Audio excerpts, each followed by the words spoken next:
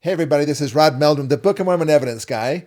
And I am pleased to have in studio here with us Craig Dunn.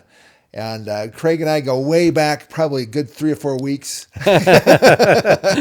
No, we've known each other for longer than that. We've known each other by name, maybe, but not. Yes, by yeah, face. exactly. But we have several mutual friends. One of which is Shane Kessler, and he had the Willard Richards Inn.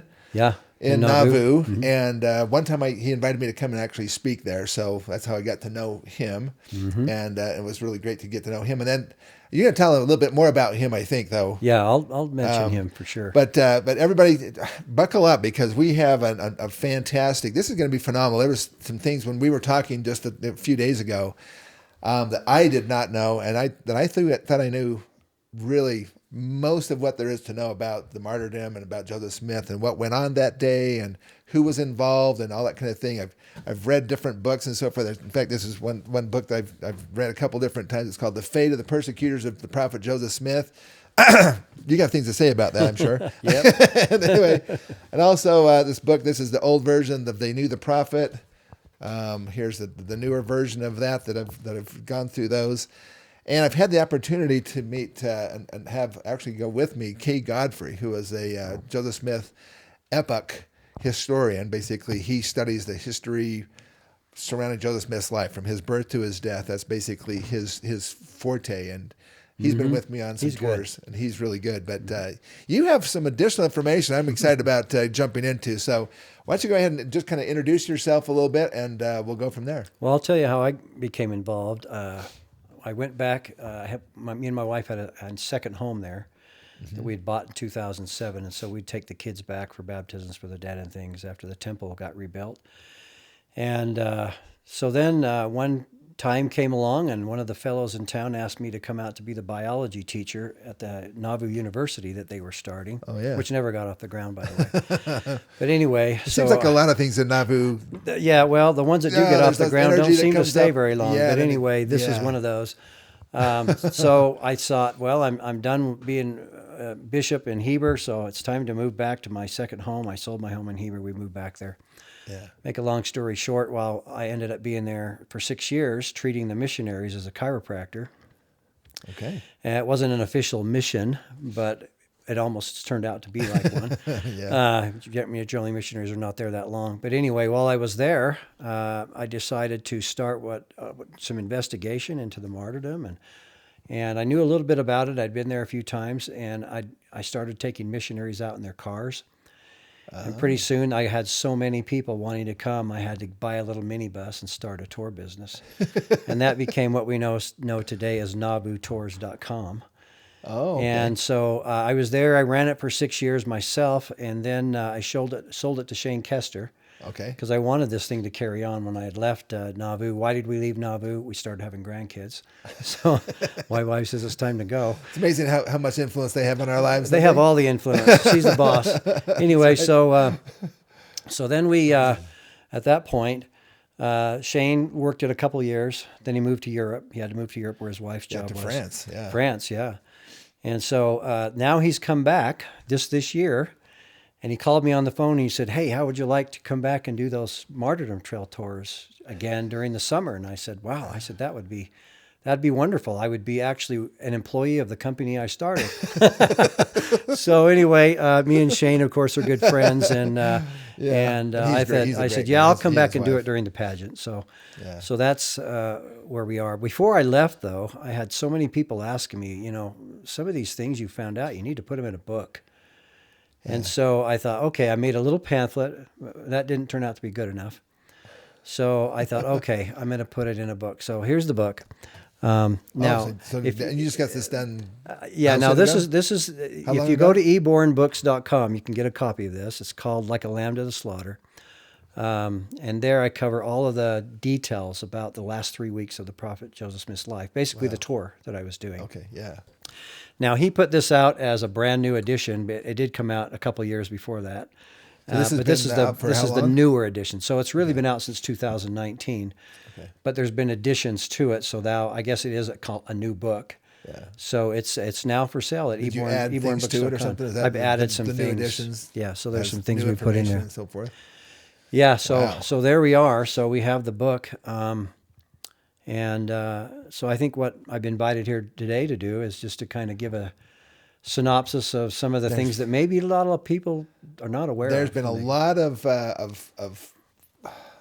mistaken history and a lot of hopeful, history and things, like the the watch and so forth that supposedly got shot and so forth. And that's something that I know Kay Godfrey was involved with, and kind of showing that there's no way that there was a direct hit on that watch. Right, and I'll tell you a little bit about that. I've got that in my book as well. So we're going to get into all that stuff. Yeah. I forgot to introduce our other guest here today, which is, he's not really a guest. He's actually I was waiting. the main guy. I was waiting. I was like, you know what? I'm just chopped liver over here. You were still over here adjusting cameras and doing some other stuff. So anyway, we want to thank Brer Hernandez for being here with us today, and he'll jump in there occasionally, but he's on the other side of this mineral wall that we've got in here. Literal mineral wall. We don't see him very well. Well, it sounded like he had some great questions. We were chatting before the podcast here. Oh, yeah. I do. Sounds like he's got some really pretty good questions. I'm intrigued to hear more. Well, why don't you go ahead and jump in from about the 3 weeks before the Martyrdom? Well, what I'd like to do is Or kind how would you wanna of do maybe it? set up a little bit of a background history of how the saints got to Nauvoo. I'll be really brief. Yeah. Of course, we know all the tragedies that occurred in Missouri, and the saints were expelled from Missouri across to Quincy, and then from Quincy they ended up going north to a little place called Commerce, and then Commerce was, of course, Joseph changed the name later to Nauvoo, which means beautiful place, and it really is a hauntingly beautiful place now that the swamps are drained. Yeah. So Commerce, the reason it originally was called Commerce is because of the rapids that were there, and the riverboats Exactly. could come up, and they couldn't get past those rapids, so they'd have to stop and offload and go up on the west side of the river, on the Keokuk side, and it was a lot faster just to go straight across that little bend in the river. And they could do it more efficiently. Right, and there was if an they could just island. There was an island. Get rid of the swamps. There was an island halfway across, Yeah. which is no longer there because they built the Keokuk Dam in 1913. Exactly, yeah. And of course, that raised the water level about 20 feet in Nauvoo, which buried a lot of the things in Nauvoo. Yeah. I have pictures of before that happened, and you could see, there's 20, 30 feet drop from Joseph's mansion house down into the river, and today it's like almost level. So Yeah, it's pretty close. and that's why they ended up moving the bodies in 1918 because of the flooding. They were afraid of the flooding. But anyway, it might be interesting for some people to know that we've all heard of Robert E. Lee. Robert E. Lee became the general of the South during the Civil War. Well, if you go straight across the river to Montrose, you're in Lee County, named after him, because he was a surveyor for the rapids prior to that happening. Anyway, so the saints arrived there. One of the things that Joseph Smith, one of his first goals was, of course, to get the people there. But after that, it was to fix all of the mistakes that were made in Missouri. Okay, so we're not going to make the same mistakes. We're going to actually get a charter, a city charter. We're going to make sure that the city charter has rules so they just can't come and grab me and pull me back over to Missouri. So it included all those things. An apostate, actually, John C. Bennett, who was one of those that Joseph actually had going in his favor the first few years before he was excommunicated, helped that charter come to be. So what was in that charter? Well, it provided for a university. Okay, Joseph knew that school was important. Provided one of the biggest things is for a military legion. Now, some people go, "Oh, this was Joseph Smith's military army." No, it wasn't. It was actually conscripted by the governor of the state, Governor Carlin. Yeah. Everybody between the ages of 18 and 45 had to be a member of the militia in those days. Yep. And so, obviously, as cities grew, the militia got bigger. Well, the average militia in Illinois was about 250 to 200 men. And by the time 1844 rolled around, the Nauvoo Legion was 4,000 men. Yeah. Now, the By far entire... the biggest militia. Well, just in to the state compare of it, Illinois. the entire army of the United States, standing army, had about 16 to 17,000. So this was virtually a quarter of the size of the entire standing army, because the army was the people. Yeah. Okay, and these militias were divided up into towns. We had the Carthage Greys, which we'll talk about later. We had the Augusta Dragoons from Augusta, which is a town just east of Carthage. And then, of course, we had the Nauvoo Legion. Yep. And I think Joseph properly named it a legion because it was huge. Okay. Now, most of these men, it was a ragtag group when they first started. Was he lieutenant general or was he? Yeah, that's something else. Yeah. They came up with their own commissions. Yeah. And of course, they had to be written off by the governor. The governor had to sign those. And Joseph decided to use President Washington was one of his most wonderful heroes, him and Andrew Jackson. And so he says, I want to be, general of the Legion, right? And it actually wasn't him that actually voted himself in there. People actually pushed him to that point. Yeah. And he says, okay, I will do it. George Washington's the only other one that has that distinction. And so the governor signed off on it. People of Illinois were very eager for the saints to arrive. And one of the reasons why is because of the voting, right? Look, we got a whole new voting bloc. And of course, then there were no Republicans back then. It was the Whigs and the Democrats. Yeah. And they were all vying for this new group of people. We welcome you with open arms. Well, I think there were truly wonderful, sincere people in Quincy that welcomed the saints there. But I think there was an ulterior motive behind it, at least for some of the politicians in Quincy. It's like brand new voting bloc, brand new taxes. The state was in debt.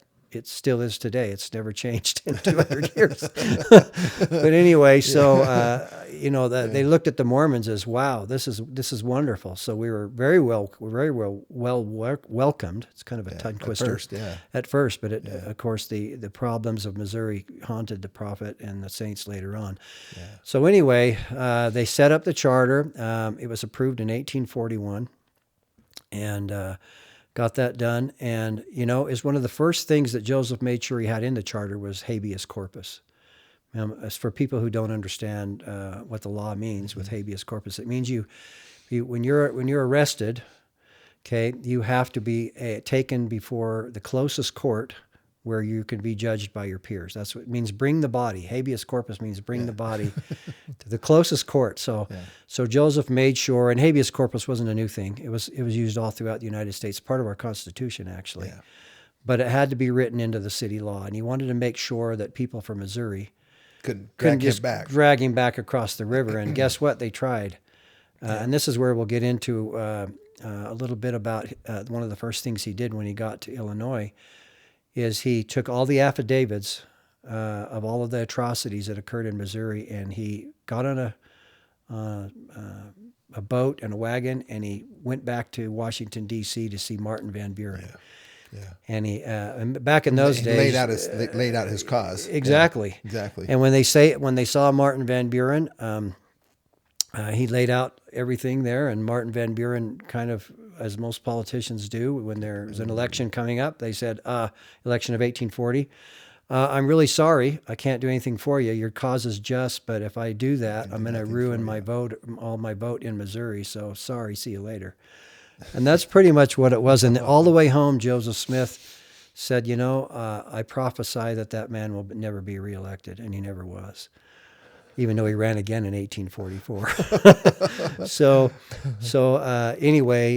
that was Joseph's first introduction to national politics. And now by 1844, the tables had turned. Everything was different now 4 years later. All of a sudden, Joseph has four major responsibilities, right? He's the head of the fastest growing church in America, 26,000 saints on 2 continents. The mayor of Nauvoo. He was the mayor of Nauvoo, okay? And Nauvoo, of course, by then was pretty close to the same size as Chicago. Yeah. Okay? People don't realize and people are a little shocked when they find that out. But, so Nauvoo, the Legion. And then the Nauvoo Legion, he was Lieutenant General of the Nauvoo Legion, which was the largest legion in the United States. I'm trying to think what the fourth one is. The fourth one is he was a candidate for president of the United States. Now, let me tell you how that happened. So 1843 rolls around, and Joseph is still trying. He still has legal issues going with Missouri at that time, trying to collect the money that they had lost for all their land and everything. Yeah. I find it so interesting. Listen to this.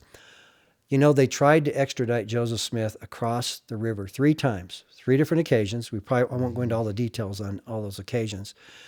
But I find it interesting that nobody was interested in Missouri bringing him back across the river until after he had gone back to Washington and paraded all the atrocities of Missouri in Washington, D.C. Now, all of a sudden, they're interested in bringing him back across because obviously, if Joseph would have won those cases, Missouri would have lost, in today's figures, about $75 million.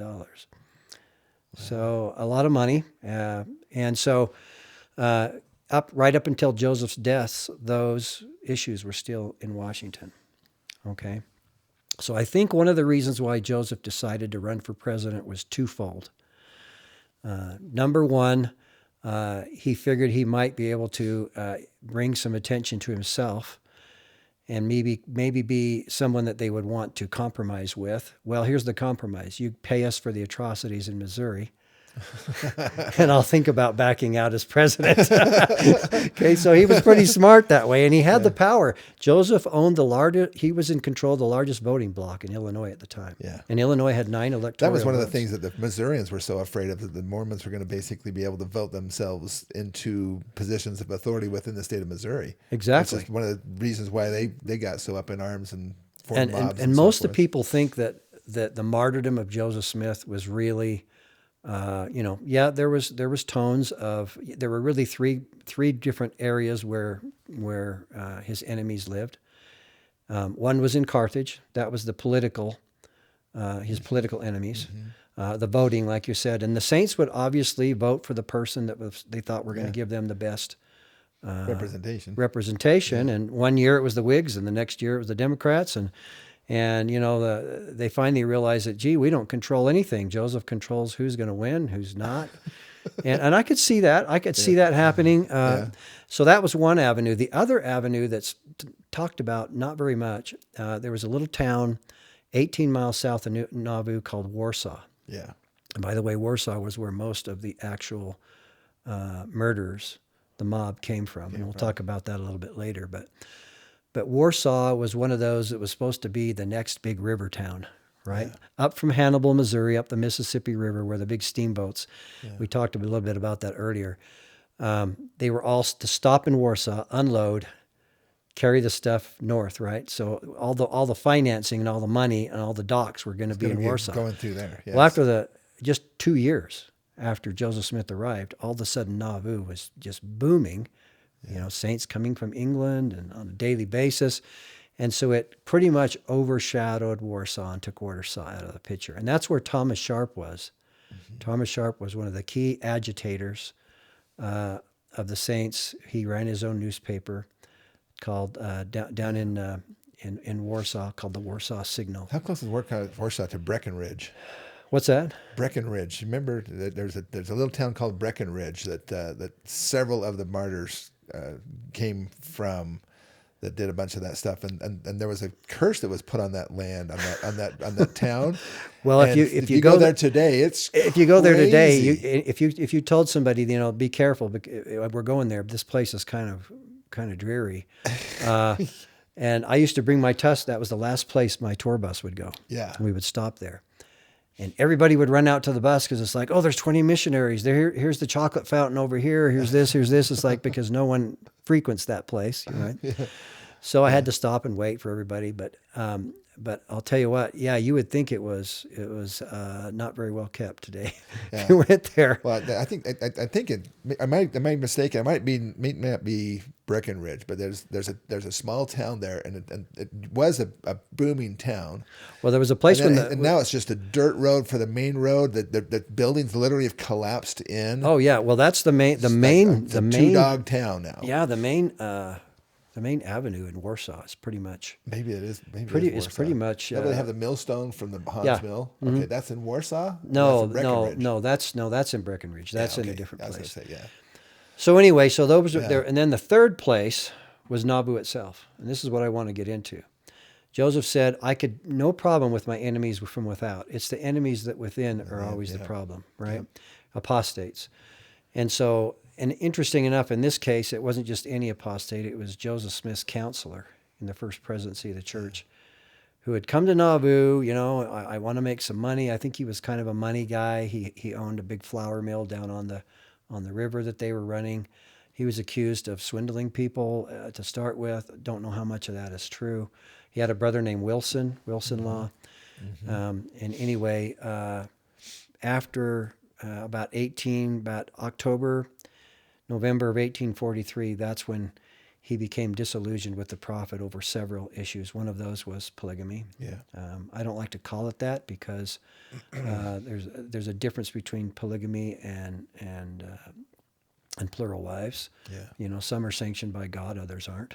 Yeah. And some people thought they were and they weren't, and they went in and did their own thing. But anyway, William Law was one of those. So that was one. The other one was he thought that Joseph really was mixing church and state, with the laws. He was the mayor, and his military army, and that was Tom Sharp's main issue too.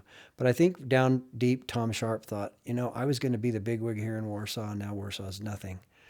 And so I think there were multiple factors. Some jealousy aspects. In there. But believe it or not, most people think that it was a local mob. They were upset at the Mormons, so they had Joseph come to Carthage and they killed him. That's really what I call the Sunday school version out here in Utah. That's really not even close to the truth. Surface only. Yeah. What really was the main cause? And I know this is going to shock some people. It's going to shock some people. There's whole books written about this. Yeah. And this is probably the best book that I've seen. This one's called Junius and Joseph by my good friends back in Ohio, Robert Wicks and Fred Foister. This whole 300-page book. I've never even heard of this before. You showed it to me before we started the podcast. Yeah, this is a fantastic book. What the heck is that? So what is that? Published at Utah State University. Go Aggies. Yeah, go Aggies. Anyway, so this is probably one of the best books ever written, I think, on the details of Joseph Smith running for president. And really, I really feel like that's really what brought about his death. And I'm gonna give some people some shocking information. Which is the reason why it wasn't just a martyrdom. No, it was an assassination. Have you ever heard of Dallin Oaks? Oh yeah, a couple times. Okay, so Dallin Oaks. Did some great talks. Dallin Oaks, a wonderful man. Met him in Nauvoo. He's a wonderful person. He was dean of the law school back in Chicago, in Illinois, back in the 70s. So him and another fellow of his by the name of Marvin Hill wrote a book called The Carthage Conspiracy, which was all about the trial. Most people don't even know there was a trial for the murders. Yeah, there were 9 men indicted that went to trial.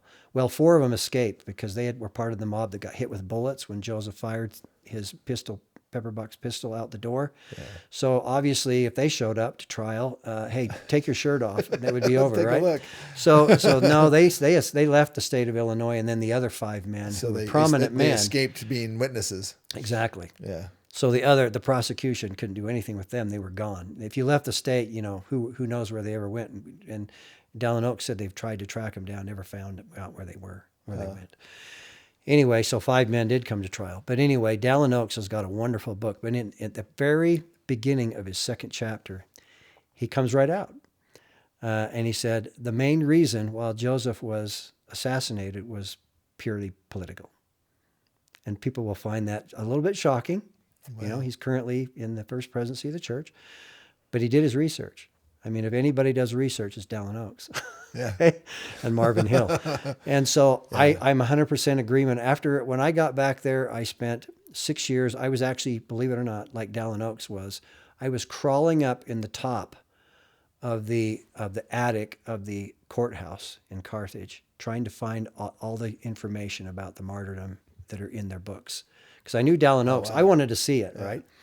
So I got up there. He's quite the historian. He really is. He's an incredible historian. Yeah. And so I kind of led off of him doing more and more and more and more and more research. And believe it or not, today, even some of the things about the martyrdom are still elusive. But I will tell you about the bill. So what did you find up there in the Well, they were large large record books. Who owned what land, where, all the court trials, everything that was said between the prosecution and the defendants, everything is in there. Wow. All handwritten. Okay. And these books are they're like 3 feet tall and they're like 1.5 feet wide. They're like a And they're in great- huge, like a huge ledger, sort of. Yeah, giant ledger, Okay, and they're in yeah. super, great condition. Wow. You know, who else is going to crawl up there and look for this stuff, right? Me. Anyway, so I spent a lot of time and I gained a lot more information. And so what I really would like to do now is let's talk now about what really began with the martyrdom and what happened. But I'm going to let you in on a little secret first, and this is going to shock people who are listening to listen to us today. Hold on to your seats. Hold most on. people don't know this, so hold on to your seat.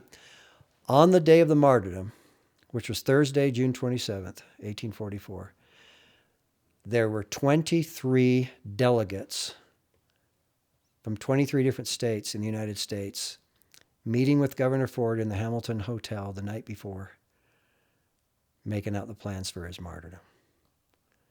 In Hamilton. Okay? In the Hamilton House Hotel, which is in Carthage. 23 delegates. Oh, Now, okay. you ask me, why would there be 23 delegates from 23 different states during a presidential election year where you have an independent candidate running for president out in a little town that nobody cares about on the frontier, population 600, 700 people? That's Carthage. Why would you have 23 delegates there, presidential delegates, meeting with Governor Ford the night before the martyrdom? How do we know this? We know this by one of Joseph Smith's bodyguards, Stephen Markham, and he happened to walk in on the meeting the night before. And there was a man from Texas. His name was Dr. Southworth. And remember, Lyman White had been to Texas because they were trying to find places for the saints to move in 1846. So he had been down to Texas, met Sam Houston, and he said, "Why don't you bring the Latter-day Saints here? Bring them down here." So Dr. Southworth just happened to come up to visit Joseph about this conversation the very week of the martyrdom. So Joseph's getting ready to go to Carthage. He's getting on his horse. Dr. Southworth's sitting there alone. He says, "Well, Dr. Southworth, get on your horse, come with us." Okay. So he came with it. He came with him all the way out to jail. He was in the prison with them, all of that, discussing these things with Joseph Smith, right, about Texas. Wow. He was the delegate from Texas. Now remember, Texas was not it was not an official state then. Yeah. And most people don't realize that they call it part of the Mexican territory. Yeah, it was Mexican territory. And of course, it's a good thing the Saints didn't end up there, because in 1846, when they left to go to Salt Lake, we were in a war with Santa Ana in Texas. Yeah. So that wouldn't have worked out too well. Okay? But anyway, so Southwick was one of the ones who was in this meeting also. And With the 23 delegates. The 23 delegates. Okay. And he had the record book up on the front of the desk of the notes that they were taking about the meeting. Because whenever you have a Governor Ford was there. Yeah. When you ever have a governor, you have to have his adjutant, they call it an adjutant, who would take all of the notes of everything that happened. So the governor couldn't be accused of any wrongdoing. Right. So anyway, so he was taking all of that. And of course, Stephen Markham starts walking up. Privy information Mormons are not supposed to hear. So he grabbed the record book. Record book. And this is all Stephen Markham's testimony. And Stephen Markham came to Salt Lake, became a bishop. He was very, very good person.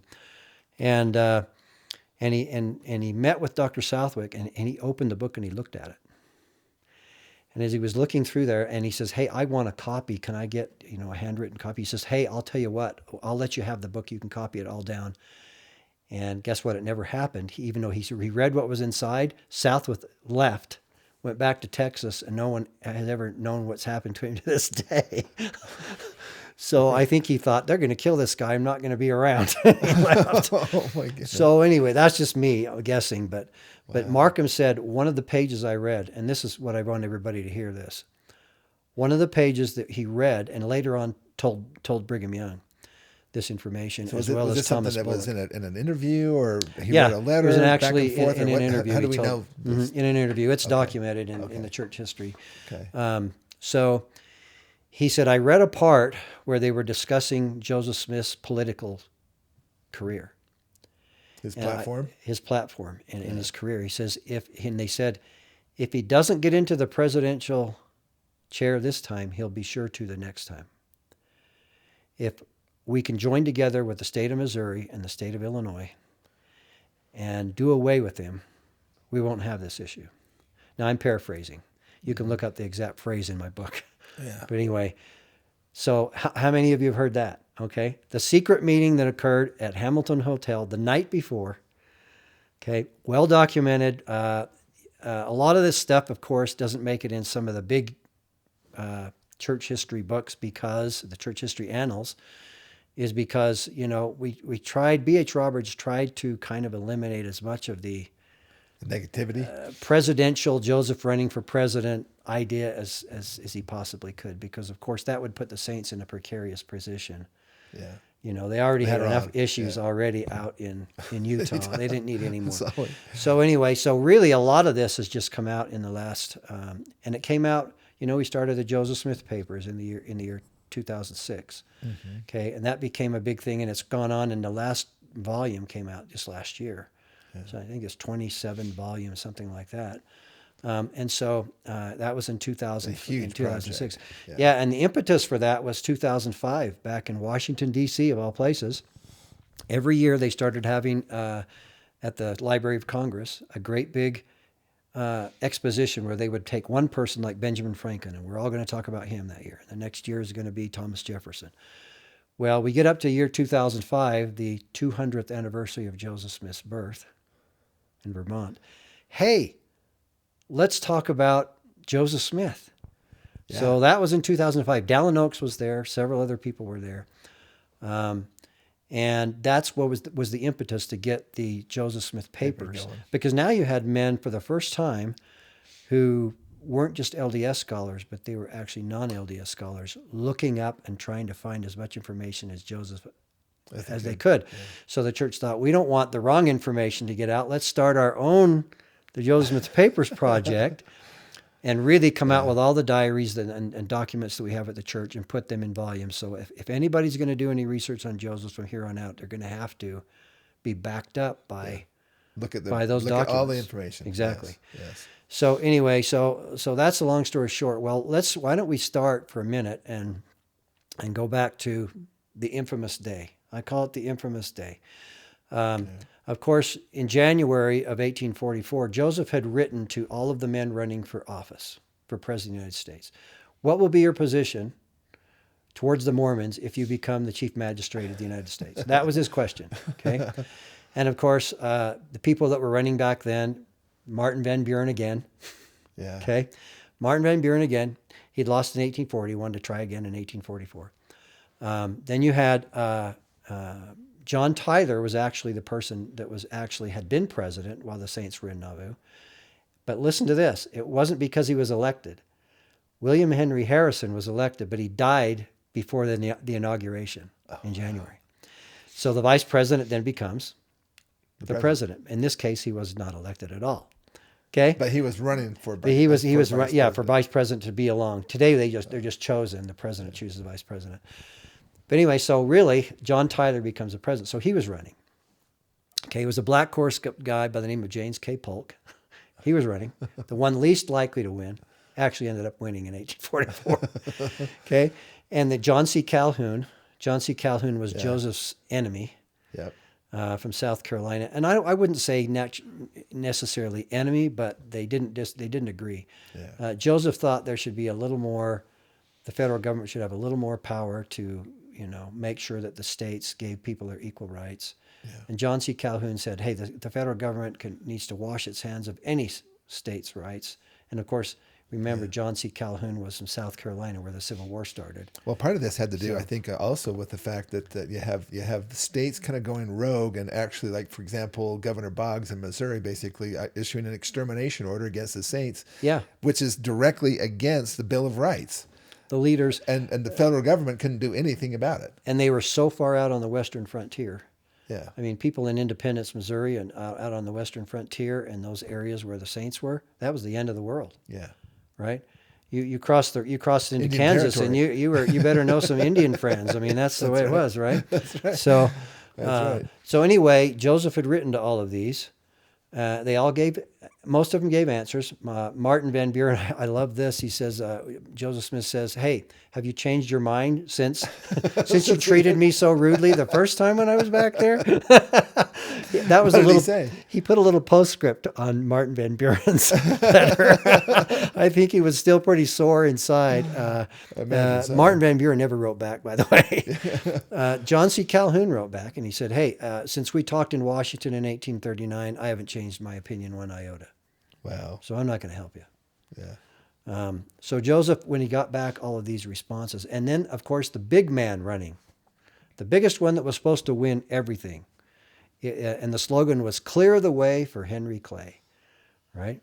Henry Clay had run already twice before. This was third time is a charm, right? So he's the one running. And for a while in 1843, Henry Clay, what do you remember what state was he running from? he was from Kentucky. Okay. He was from Kentucky, but he was running for president in 1844. Well known throughout the nation. Yeah. And Joseph Smith was actually going more towards Clay than anybody else. Okay. He was a Whig. Okay. And he was going towards Clay more than anybody else. But then after he got information back from Clay about what he would do to help the Mormons, he said, "Look, I'm not going to make any promises to anybody anywhere." That's the typical politician response, right? I'll tell you what I'm for after I get elected. Okay, so the same thing goes on today, right? We got to pass these bills so we can read them and find out what's in them. Yeah, exactly. So nothing's changed. So, but here's the thing. So this is where Joseph Smith said, "Okay, I'm done with these parties. I'm not a Whig Party man. I'm not a Democrat. I'm an independent, Reform Party, Jacksonian guy. I'm going to be president of the United States." American Independent Party or Independent American Party or something? Well, he was actually called there was the Liberty Party, which was they were running on one thing only, and that was slavery. Yeah. So one thing, okay, and then there was the Reform Party, which was Joseph Smith's party. And did people take Joseph Smith seriously about running for president? You better believe it. And here's why. Number one, you can tell if somebody gets taken seriously if their names are in every paper in the country. Yeah. Particularly the New York papers and the Philadelphia papers. See, what happened back then is they would put stories in a paper, and they didn't have the internet. So what they would do is the next guy in the next town would go, "Pretty interesting story. I think I'll print this." Okay. Then the guy in the next town would get, "Yeah, I like this too. I think I'm going to print this." Yeah. And that's how the information moved. And if it made it back to Washington, D.C. or New York in the Tribunes back there, It's probably how the Associated Press got started. probably. Which is also the reason why you see mainstream media today. Think of the name, the Associated Press. Associated Press. Yeah. Well, you think of one word that comes out, like, for example, existential threat, and all of a sudden every single outlet and the mainstream media is it's an existential threat. It's an existential threat, and right. they just mimic each other because it's being passed down the line. That's all they're doing. Yeah. They do the same thing today on our news channels. So anyway, Joseph Smith, he knew he was putting some ink in the ointment, in the fly in the ointment. Yeah. When papers started to show up in New York and all these places, like with his name, Joseph runs for president. I mean, this was a big deal. Sidney Rigdon was his vice presidential running mate. It wasn't Joseph's first choice. He actually got a man by the name of Bennett back in New York to try and run, but they found out that Bennett was from another country. He was born in another country, so he couldn't run. So, and it was getting late in the game, so Joseph says, "Okay, throw Sidney Rigdon." They were not. They were at odds with each other at that point. But Sidney did have a following. No. So he said, "Great, this is a way for me to move Sidney out of Illinois anyway." So I sent him back to Pennsylvania, his home state, and so now they were from two different states. So that's how Joseph got around it. So anyway, so now Joseph decides to run for president. Boy, this was a big deal. Especially, it really hurt. It really hurt two of the candidates, who were running, and they were so displeased with Joseph's decision because they thought they were going to get the Mormon vote, right? And if you didn't have the Mormon vote, you're going to lose the state of Illinois, most likely. So one of those was Martin Van Buren. Of course, Joseph didn't care about him anyway. That was probably Clay. But the biggest one was Henry Clay. Henry Clay. Wow. And to this day, we still have the letters that go back and forth between Joseph and Henry Clay for several weeks before the election. Several weeks before Joseph was killed. arguing back and forth Have about you read policy. these letters and what are they? Yeah, you can what are they actually talking about? go on online and read and get all the letters. They're all on there. Wow. And you can read all these things back and forth between him and Henry Clay. And in fact, So John what was Taylor, friendly, not friendly. they were just, I would just say, going kind of back and a forth. heavy disagreement. I guess that's about the best way I can put that. Yeah. And so I think once Joseph realized that, hey, I kind of thought Clay was on our side, and now I'm not so sure. So I'm going to run for president. So that really made Clay upset. And Dr. John Bernheisel, who lived in the mansion house with Joseph for 2 years, super nice guy. After they came out to Utah, Brigham Young appointed him to be one of the territorial delegates, because Utah was a territory, it wasn't a state. And he went back on his way to Washington, D.C. to be a delegate there, and he stopped at Henry Clay's place to say hello to Henry Clay. Huh. And Henry Clay, Dr. Bernheisel said, Now, where was that? Where was Clay from? I can't remember exactly. I think that this took place in Indiana, but I could be wrong. Because Bernheisel was in New York for a while. Yeah, well, yeah. First, and then he came out to Nauvoo. But anyway, Bernheisel he talked to Henry Clay, and he said, I wrote back to Brigham Young and said, Henry Clay is still soothing from the conversation and the letters between Joseph Smith and himself, and he Soothing or claims seething? Seething. That's what, not soothing. Seething. Excuse me. The big Yeah, difference seething there. from those. He He's says still hot. Henry Clay truly believed that it was Joseph Smith running for president that ousted his chance at the presidency, and he died a broken man just a few years later. Henry Clay did. Oh, wow. He was so upset with losing the election and all of his political power out the door. And of course, James K. Polk is the man that got elected in 1844. There's a big what if, right? What if Joseph Smith would have actually gone to the election? They were taking votes up and down as president. Do you think? Yeah, yeah, yeah. And I don't think he would have got elected, but he would have decided who was going to get elected. Okay, that was the issue, right? And when Washington said, "Look, we're not going to help you. We're not going to give you the money back from Missouri. We're not going to do that." That's what really turned Joseph Smith's gut was that. So anyway, even today in this book, this is the plot, and he traces the links between Henry Clay and the people that showed up at the Martyrdom. So where was Henry Clay then in this on the final day? Okay, so let's do this. Let's start back now and go back to the people that actually pulled the strings to have Joseph. The big thing that they had to do, the people in Hancock County that didn't like Joseph Smith and were disgusted with the way the Mormons were voting, the big thing they had to try and find a way to do was try and get him outside of Nauvoo. As long as he was inside of Nauvoo, he had the habeas corpus, he had the courts, he had the protection of the Nauvoo. He had everything, right? All his friends. He had private spies. He had private people, right, who were spying for him. I can tell you all of those someday. All of that went on, and they were watching everything that went on in Hancock. Maybe we should call them informants. Informants, not spies. Whatever. Anyway, but here's the thing: they had to find a way. If they were going to do away, whether it was up on higher out of Hancock County, which I truly believe it was, or the people just in Hancock County, they had to find a way to get him out of Nauvoo. Okay, so what was it that got Joseph out of Nauvoo? The answer is the Nauvoo Expositor Press. So. I need to tell you just a little bit of another story before we get to that. There was a man by the name of Abraham Jonas. Now, most of you have never heard this person's name. I don't know who he is. Okay, Abraham Jonas was a third-degree Mason. The Masonic lodges were all over the United States in the East. They're not near as much today, but they were huge then. Okay, roughly a third of all the men in the U.S. belonged to a lodge somewhere, the Mason Lodge. Yeah. It generally took you about a year, 9 months to a year, to get from the low part of the lodge up to Grand Master of the lodge. Jonas was also a number of degrees or something like that. Yeah, there's degrees in the 32 or something like that. Yeah, and you have to go through so much in between. Yeah. So Jonas was he was the main guy in Illinois, okay, the master mason in Illinois. So he was also running for the legislature, an office in the legislature. He thought, I could use the Mormon vote. Okay, I'm going to go out there and I'm going to go to Nauvoo and I'm going to start a lodge in Nauvoo. And so he did. And he made Joseph and Hiram master masons within about 6 weeks. Wow. Okay. So he kind of they were like leapfrogged leapfrogged all the rules, broke all the rules. Wasn't Hiram involved with that as well? Hiram was also one of those.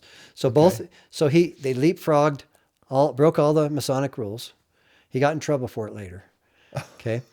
But guess what? Right after the vote, right after he got in the legislature, okay. So he did. He was got successful. it. Yeah, he ran for the legislature. Right after the vote was over, then they got together down in Springfield and they demolished the Nauvoo Lodge. So Abraham Jonas really just used it to try to. And here's the tie that I want to make. The Mormon vote. Here's the tie that I want to make. Now he was so upset with Joseph over some of these issues, and that he had been knocked down a few levels because of Jonas of breaking the laws. Guess who was the person who supplied the money for the Nauvoo Expositor Press in Nauvoo? Abraham Jonas. Oh wow! Abraham Jonas. Follow the money. So him and Wilson Law got together and brought the press in. Now, by this time, Wilson Law was apostate. His brother Wilson was apostate. They were out canvassing Nauvoo they had 200 members at the time. They were all meeting at William Law's house. And their ultimate goal was to do away with the prophet Joseph Smith. Okay. And so you have a real inside job with the Nauvoo Expositor. They got together with Tom Sharp, the nemesis from down south in Warsaw. And they said, why don't we do this? Why don't we put a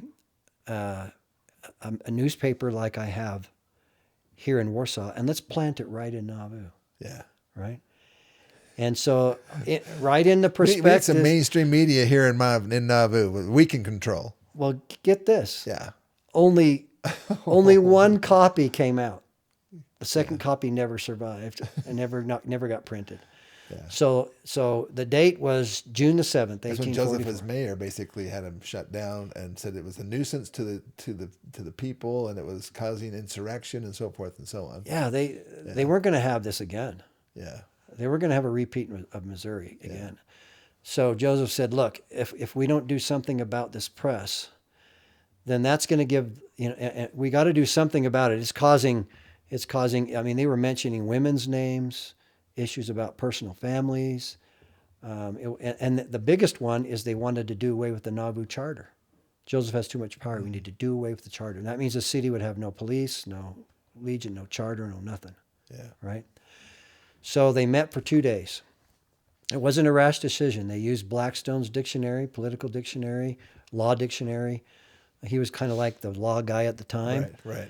And they discussed this over and over, and they finally found out that they did have, and Dallin Oaks confirms this, they had the legal ability to destroy a nuisance, even if it was a newspaper, if it was causing riots and disruptions in town. They had like a rabid dog. Like a rabid dog or anything else would be. They had to get rid of it. They didn't have time to go through 9 months of court trials and all of that. Yeah, of course. The flip side of that would say, well, but they don't believe in the First Amendment, of the press and freedom of the press and so forth. Well, now here's the thing. But there's a big difference between being a news outlet and being basically a shill for the opposition. Well, here's the thing. Listen to this. At no time was Joseph Smith ever charged in court with destroying freedom of the press. That wasn't the reason he went to Carthage.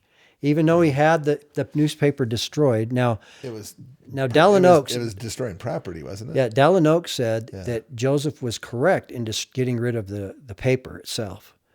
But he thinks that Joseph would have been found liable for destroying the actual press itself. The machine. The property. Yeah, the property. So here's the thing. So what was Joseph charged with then? And I'll tell you how that happened. They destroyed it. Bettysworth came in from Carthage to arrest Joseph on the 12th of June. So this is just They were destroyed on the 10th. On the 12th, Joseph was up in his office in the red brick store. And here comes David Bettysworth from the sheriff from Carthage to arrest Joseph and all the city council. Okay? And Joseph says, let me see the writ. A writ was an arrest warrant. Yeah. Let me see the writ. And he looked at it and he said, oh, it looks like I can go visit any magistrate, the closest magistrate possible, which means Nauvoo, since that's where we are. Yeah. Habeas corpus, right? So, boy, Bettysworth said, no, you have to come back to... Remember, the whole reason of the Nauvoo expositor was to find a way to get Joseph outside of Nauvoo to Carthage. Joseph wasn't stupid. He knew that. Yeah. So he said, okay. He says, I'm going to go to the closest magistrate. And Bettysworth complained, saying, no, you got to come back with me today to Carthage, unarmed. You're under arrest. And Joseph says, well, I want everybody here in the room, there were several people there, to notice that Bettysworth's trying to abridge the law. Because it says right here, I can go to any magistrate. I don't have to go to the original magistrate, right? I can go to... So guess what? Joseph went twice. First to Aaron Johnson, who was a Mormon judge. He was let go, okay? Released. Then a Mr. Morris, who was down in Springfield, he told Joseph, he says, you probably ought to go to a non-Mormon judge. Joseph says, okay, we'll go a second time. The optics would look much better. Yeah, It would cut off all of the pretenses in Carthage, right? So guess who he went to? A guy by the name of Daniel H. Wells, who was not a member of the church at that time. Yeah. I owned property on his old farm out in Nauvoo. Right. So anyway, Daniel H. Wells, he went before him and he was released a second time. So he's already double jeopardy, right? They're already gone twice. That should do it, right? No. Remember their main goal? Get Joseph out of Nauvoo. Yeah. Okay, so when Bettysworth went back and said, hey, I don't have him. He's having a court trial. And can you imagine? The people in Warsaw, Tom Sharp's newspaper, everybody was all upset. Yeah. And Tom Sharp, believe it or not, had already written in his own paper, hey, when they've destroyed the press, now it's time to settle this. And he used these two terms, with powder and ball. Yeah. Right in the paper. Yep. In fact, he even used the word exterminate. That's not a word you use with the Mormons. Typically, yeah. So they're a little sensitive. Yeah, they're a little sensitive to some things that happened in Missouri a few years before that. Yeah. So anyway, so now... So that was in the Warsaw paper? That was in the Warsaw. Okay. The Warsaw paper. Yeah. So it's called the Warsaw Signal, which is an interesting name because now he was really the signal for the mob, right? His paper was a signal for the mob. So, and I really personally feel like he chose it that way. Okay, so anyway, so now they got all of Hancock County all in a ruckus. Oh, Joseph Smith has destroyed the press. He's freedom of the press. Well, guess what? The writ did not say freedom of the press. It said for riot. He was accused of riot. In other words, he was a little too noisy when he destroyed the press. He used fire to burn the papers in the street. So, and there were lots of people there watching. They weren't doing anything but watching, right? So he was charged with disturbing the peace and riot. That was the official charges. Wow. Nothing about freedom of the press. Why? I looked it up. Because Joseph knew what was going to be in the papers when they came out, but he did nothing until after the first paper was printed. Then the libels were obvious. Yeah. Okay, so if you destroy a paper before it even comes out, that's destroying freedom of the press. But he let it come out, let it get around town, be distributed, let everybody read it, so watches the ruckuses starting. Now he stepped in. Wow. Right? And I believe he stepped in to save Nauvoo, because the people would have come in and destroyed Nauvoo. There would have been a war. So Joseph said, I'm going to put everything on top of the city council, and that's me and my friends. And so that's the only people that were held accountable. The people are not held accountable. So Tom Ford now is the governor of Illinois now. Carlin left in 1842. Now Thomas Ford's in there. And interesting enough, guess who elected Tom Ford? The Mormons. Okay. So Tom Ford had a couple of choices. Okay. And Robert F. Smith, you've probably never heard of him. He's no relation to Joseph Smith. He was the head of the Carthage Greys. Okay. In Carthage. So that the militia in Carthage. Yeah. Many people have go, oh, I've heard of Robert Smith. Who's he? I've heard him somewhere. You're right. He marched with Sherman to Atlanta, Georgia. He was General Sherman's right-hand man during the Civil War. Same Robert F. Smith. Wow. Buried in Hamilton, just between Warsaw and Nauvoo. So anyway, so he says, hey. This is fascinating stuff. I tell you what, this is exciting. This is going to it's going to get more exciting. So here's what happens. So remember the primary goal, get Joseph out of Nauvoo, right? So they said, Thomas Ford says, and Joseph had written to Thomas Ford too, but so had Robert F. Smith. You got to come up here. I'll tell you what, Thomas Ford, you just stay where you're at down in Springfield and let me handle this. You give me all the power, Robert F. Smith. And I'll go in, and if I have to tear Nauvoo down, I'll arrest Joseph Smith. Wow. Okay? See, that's what happened with Governor Boggs in Missouri, right? He put General Lucas in charge, and Lucas came into Far West, and we know what happened at Far West. I will hold you to. And they stole all the proproperty and everything else, yeah, right? Yeah. And that's what he thought. Look at all these beautiful homes in Nauvoo. Nauvoo. That was Donovan that did that. Donovan saved him. He saved him. Yeah. Yeah. So, General yeah. Donovan. Yeah. So anyway, Lucas was the bad guy. And Donovan he's the one that basically said, if you do this, I will hold you to an earthly tribunal. Yeah, so help me God. Exactly. And so guess what? Robert F. Smith wanted to have the same thing play over again, and they could kick the Mormons out, steal all their property, right? Yeah. That was the tape that they wanted to play. Yeah. Okay. Well, Governor Ford messed up his plans because Governor Ford said, nope, I'm going to come up personally and solve this problem myself. So that's the last thing the mob wanted. They didn't want to do that. Okay. Yeah. So what happened next was Governor Ford arrives. He writes Joseph a letter. He says, I want you to send me a couple of people who know the story about the expositor and come out and testify before me in court. So guess who was Dr. Bernheisel? Yeah. The newspaper guy, John Taylor. Yeah. John Taylor was running the Nauvoo Neighbor and the Times and the Seasons newspaper. Yeah. I want him. Okay, and then an attorney, Mr. Woods, Joseph Smith's attorney, and they all went out to Carthage. And it was such a joke. Okay, John Taylor says that when the time we were presenting our affidavits and the governor was reading them, he had other members of the county in there swearing at them, all kinds of things at the same time. They could barely talk to each other. Yeah. And Tom Ford didn't do anything about it. Finally, Tom Ford put the papers down and he says, you know what?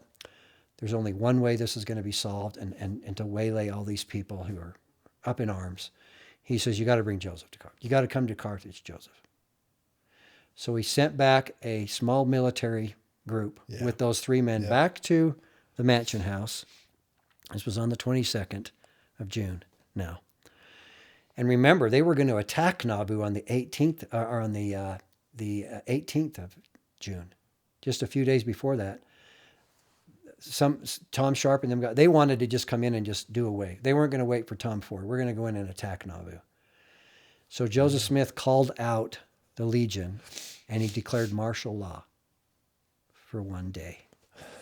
He thought, if I can show a presence like this, maybe that will keep these guys from invading Nauvoo until we get to trial.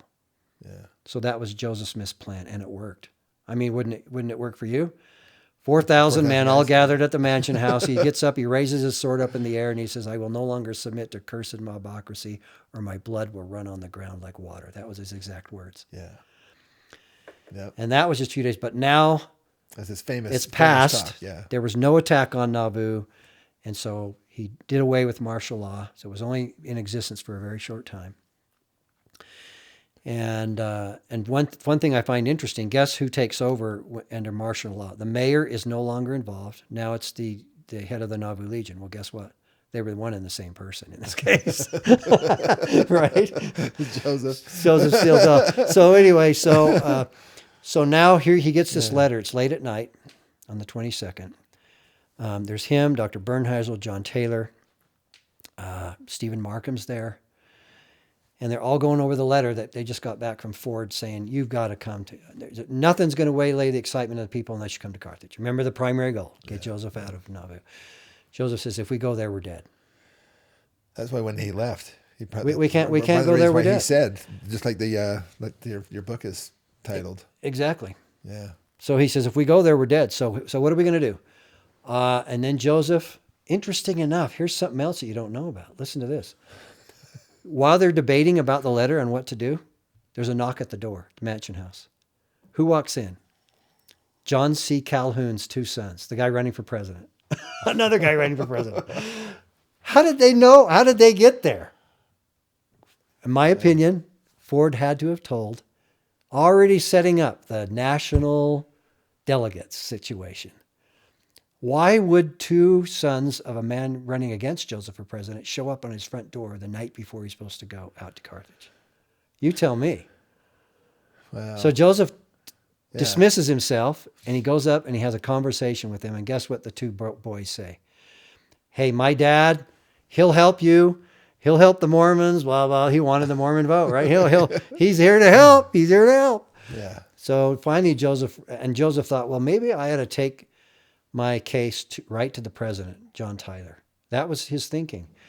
But after talking to the Calhoun brothers, he thought, I can't. I'm not going there. I'm not going to do that. I'll probably have the same results as I did with Martin Van Buren in 39. I'm not going to do it. Yeah. So what do they decide to do? Cross the river at midnight. And guess who was the oarsman? Porter Rockwell. So Porter Rockwell was the oarsman. If I was an oarsman, if I was on a boat crossing the river into enemy territory, that's who I'd want to be with me. Right? So anyway, and then Willard Richards doesn't know how to swim. And he's 300 pounds. He's the biggest guy. Yeah. Remember, he's Joseph's personal secretary at this time. Yeah. Yeah. And then, of course, there's his brother Hiram, right? Yeah. So you have those 4 men, okay? They get halfway out into the river. They borrow Aaron Johnson's little skiff behind his house. On my tour, I take people right to where they grabbed the skiff and went across the river. Yeah. And they get halfway out in the river. It's been rainy all week, so the river's high, and the tides aren't smooth, and the boat starts taking on water. So Joseph looks around. He says, well, let's see. I can swim well. Hiram, I know you're a great swimmer. And let's look over at Willard Richards, who's 300 pounds with a leather jacket on. Nothing going to happen. They're going, uh-oh, we're in trouble. Right?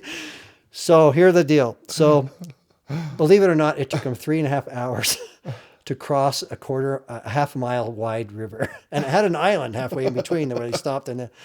So they get to the other side, totally exhausted, grateful that their secretary is still around. Yeah. They were using their boots to scoop water out, everything. Okay. They were stopping their stocking feet when they got out. They go to a guy by the name of Jordan's house. He wasn't home. So they went to... well, he's on the Keokuk side of the river. Yeah, so now they're in Montrose, directly across, just north of Keokuk. Yeah. So they're there getting ready to pack up, and they're getting ready to head west to, I'm out of here. We're going west. We're going west early. I'll send for luggage later. Right? That was the idea, right? Now, there's some disputes. Was Joseph really going across the river and then going to go north and then back to see John Tyler? I don't know. There's some idea, because guess what? He sent his family to Cincinnati. Joseph told some of his private guards, make sure my family makes it to Cincinnati. Why would he go west and send them to Cincinnati? So but I really do think maybe he was probably on his way west, okay? Because they had horses. They told Porter Rockwell, get us some horses over here.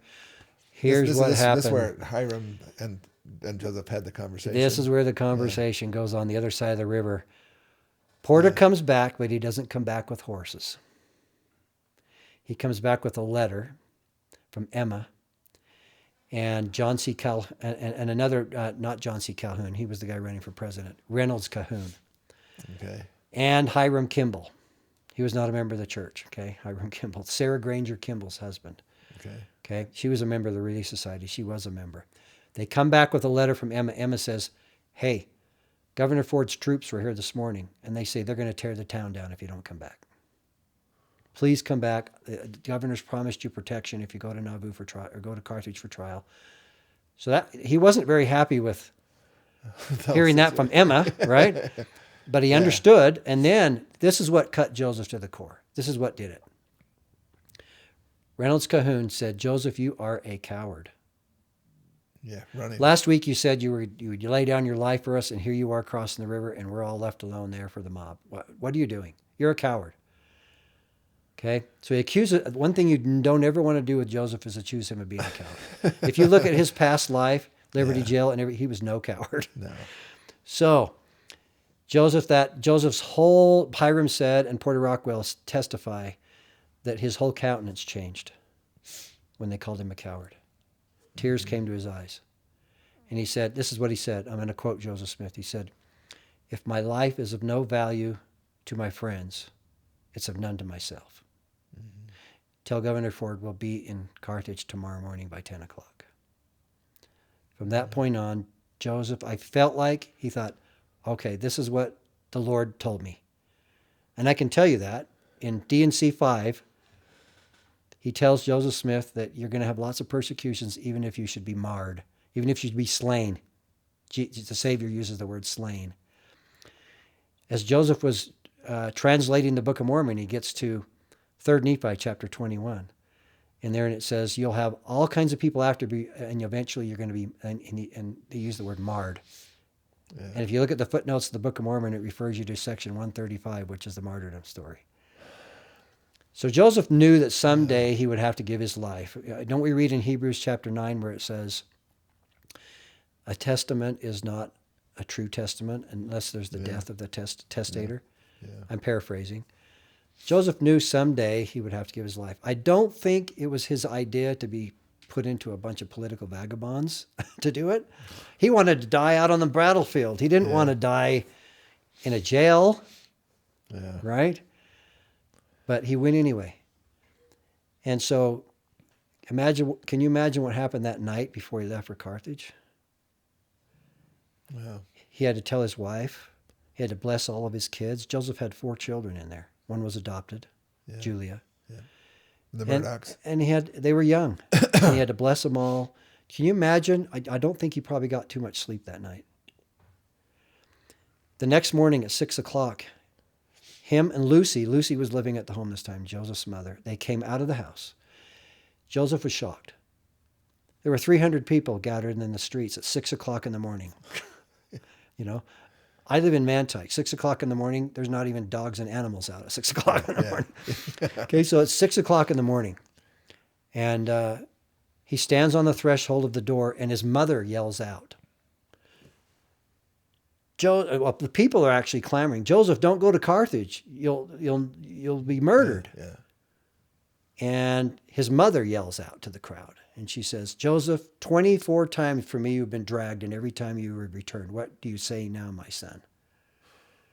And she expected to hear what Joseph said in Missouri. Don't worry, Mom, I'll be home. I'll make it. Yeah. And this is what Joseph says. I'm going to tell you what he says. He stands up there and he says, my friends, my brethren of Nauvoo. He said, my work is done. Remember, he had given the keys in March to the apostles in the red brick store.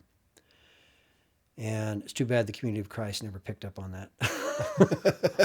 Sorry, Locke Mackay. I have a good friend. Yeah, Locke is. But anyway, we love Locke. I love Locke Mackay. But anyway, so he says, "My friends, my brother in Nauvoo." He says, "My work is done. I will go and die for Nauvoo. If I don't go out to Carthage, they will come here to Nauvoo and they will act out the same horrid Missouri scenes as they did in the past." He said, I love Nauvoo. I love you all. You're my brethren. And I'm going to die for Nauvoo, he said. Yeah. And that's what he told everybody. Even Emma was there listening. Can you imagine what a shock that was? Like, I'm not going to see my husband anymore. Yeah, this is it. He's leaving. Yeah. And with that, they got on their horses and they headed out of town. Now, where did they go? This might be interesting for people to know. I want to bring up one thing. Yeah, go ahead. I've been talking a lot. This has to do with just the Nauvoo area, but I've read like Wilford Woodruff's journal and some others that talked about, and actually one of Joseph Smith's bodyguards was Joseph Bates Noble. Yes, correct. And his bishop. There was a big mound. They actually call it the Big Mound. It's actually on the original plat maps of Nauvoo, but it has a Native American burial mound, like Zelf's mound, basically, Yes. was right there, just down from where the temple is today. And there's they a would lot meet of there. those. There's a lot of those in and around Yeah, Nauvoo. and they would say, let's meet at the big mound. Correct. Yes. And so Joseph's bodyguards. So I guess before they headed to Carthage, they all kind of convened at the big mound with I think he had how many 5 or 6 different bodyguards with him at the time. Yeah, he had several. Now, believe it or not, And then they have some constables or whatever as and well. believe it with or not, them. Porter was one of those. Yeah. He wasn't invited, but he went anyway. He was a self-appointed bodyguard, which Joseph Porter was appreciated because awesome. if Porter was around, you just really probably ought not to be around when he was around. Anyway, so but he ended up. Yeah. Joseph told him to go home. Yeah. He was one of those that returned. The other one that was stopped. returned was the man you mentioned, Joseph Bates Noble. And talk about it, he's got the right name. Yeah. He was Joseph Smith's bishop of the Nauvoo Yeah. 5th Ward. He was his bishop and a very good friend. He was noble actually guy. a military leader Yep. in the Nauvoo Legion. And I don't know if it was the mound. Possibly at the mound is where Joseph got off his horse. And Joseph Noble was having stomach issues. Yeah. I would too if I was going to Carthage. Yeah. And he was having stomach issues, and he said, he pulled his sword out, took it off his belt, and he said, because remember, Joseph is going back there. He's in military uniform, Yeah. right? He's going back to see his Lieutenant General uniform. the head of the whole militia, which was the governor of the state. Today we call it the National Guard, right? Yeah. Today the militias are the National Guard. Back then it was all the National Guard. Okay, so he had his uniform on. He took his saber sword out and he gave it to Noble, and he said, keep this as a token of our friendship, please. Yeah. And I can just imagine the sobbing, the story there. And Joseph Bates Noble He had to turn around. He had to go in unarmed. Yeah. So he had to go turn around and go back. Yeah. Okay. And so it worked out that he was unarmed. So anyway, so that happened. Then they get out across the 4 miles from Carthage. Okay. It's a place called Albert Fellows Farm. Have you ever heard that? I take people right to that point.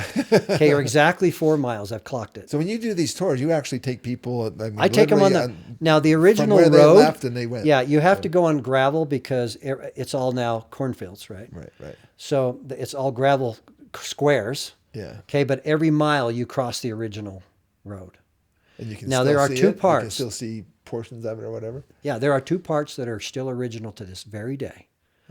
The one leading out of Nauvoo is about a quarter of a mile long. It still looks just like it did. In fact, this is the picture here on the front of my book. Oh, is that right? Wow. Okay. Yeah. So you can see the men on horseback. point it So on the I don't know if you cameras can there. see that or not, but you can see but it's going through the trees right out by Joseph's farm. Yeah. Because you remember when he was passing his farm, he stopped and he said, everybody these are said, the Joseph, greatest come people." on, we got to be there by 10. He says, well, if you had a farm like this, you might want to take one last look at it again. Yeah. So they stopped for a few minutes. So anyway, there were lots of things that happened on the way there that probably don't have time to on across the. But when they got to Albert Fellows Farm, 4 They say miles something away. about that. These are the greatest people, but they have no idea what's in ahead of them. Well, Or something like that. he said that at the temple before he ever left Nauvoo. Oh, He got to the top of the temple and he was blown by the temple, and workers were working on the temple, and they were Yeah, it saying wasn't hello. quite finished yet. It was close. And he said, "Boys, I'm going like a lamb to the slaughter," And he said, "This is the." He looked out over Nauvoo on the peninsula, how the Mississippi River winds around there, very unique. And he said, "This is the greatest and most wonderful people under the heavens. Little did they know the trials that await them." And of course, he was talking about the prairie crossing with Brigham Young, Yeah. and all the stuff out in Utah. Well, also the martyrdom, I think. And Yeah. So he 4 miles away, he arrives at Albert Fellows' farm. Albert Fellows was LDS. He was a member of the church. He had a farm 4 miles away from Carthage. A lot of people had all the farms were way out on the prairie. They weren't. Joseph designed the city of Nauvoo so that the buildings, everybody had an acre of ground down on the flats, but it was divided up into 4 different lots, kind of like what we do today. But the big farmers. But the farmers were up on- outside. up on- Joseph up on Smith's that farm was outside of plateau Nauvoo. kind of area. Yeah. And you can drive right by Joseph Smith's farmhouse today. It's still standing there. His house, where the farm is still there.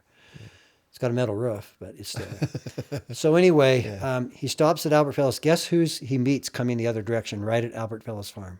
Captain Dunn. No relation to me, by the way. Okay? Captain Dunn is the head of one of the militias in Hancock County. But And not, he stops not the Greys. Not the Not Greys. That's Robert F. Greys, right. Smith. Okay. So it's the McDonough troops from McDonough County. It's just east of Hancock County. So anyway, they meet at the road. They're both in uniform, right? So Joseph gets on his horse, and everybody's petrified behind, because remember, there's 18 other men with Joseph Smith. Well, they're also very, very concerned that there was going to be basically snipers Yes. that were going to try to snipe him off. And that's one of the reasons why Joseph wore his militia uniform, because if you kill a guy in a militia uniform, then you're going to be hung at the tree. Okay, for treason. Okay, so right. Joseph was a smart person. He was There's a a very lot more. smart guy, man. And then Oh my gosh. now here's so they get there, and I don't know how much time we have. We're doing good, right? No, I don't think so. I'm going to finish. Where are we at, bro? We probably have like. I've just been enthralled in this. I've Okay. been looking at you this entire time. But yeah, we're going to get there. We're getting to the climax of the story. Yeah, here, okay, yeah. All right. And I'm going to get there quick.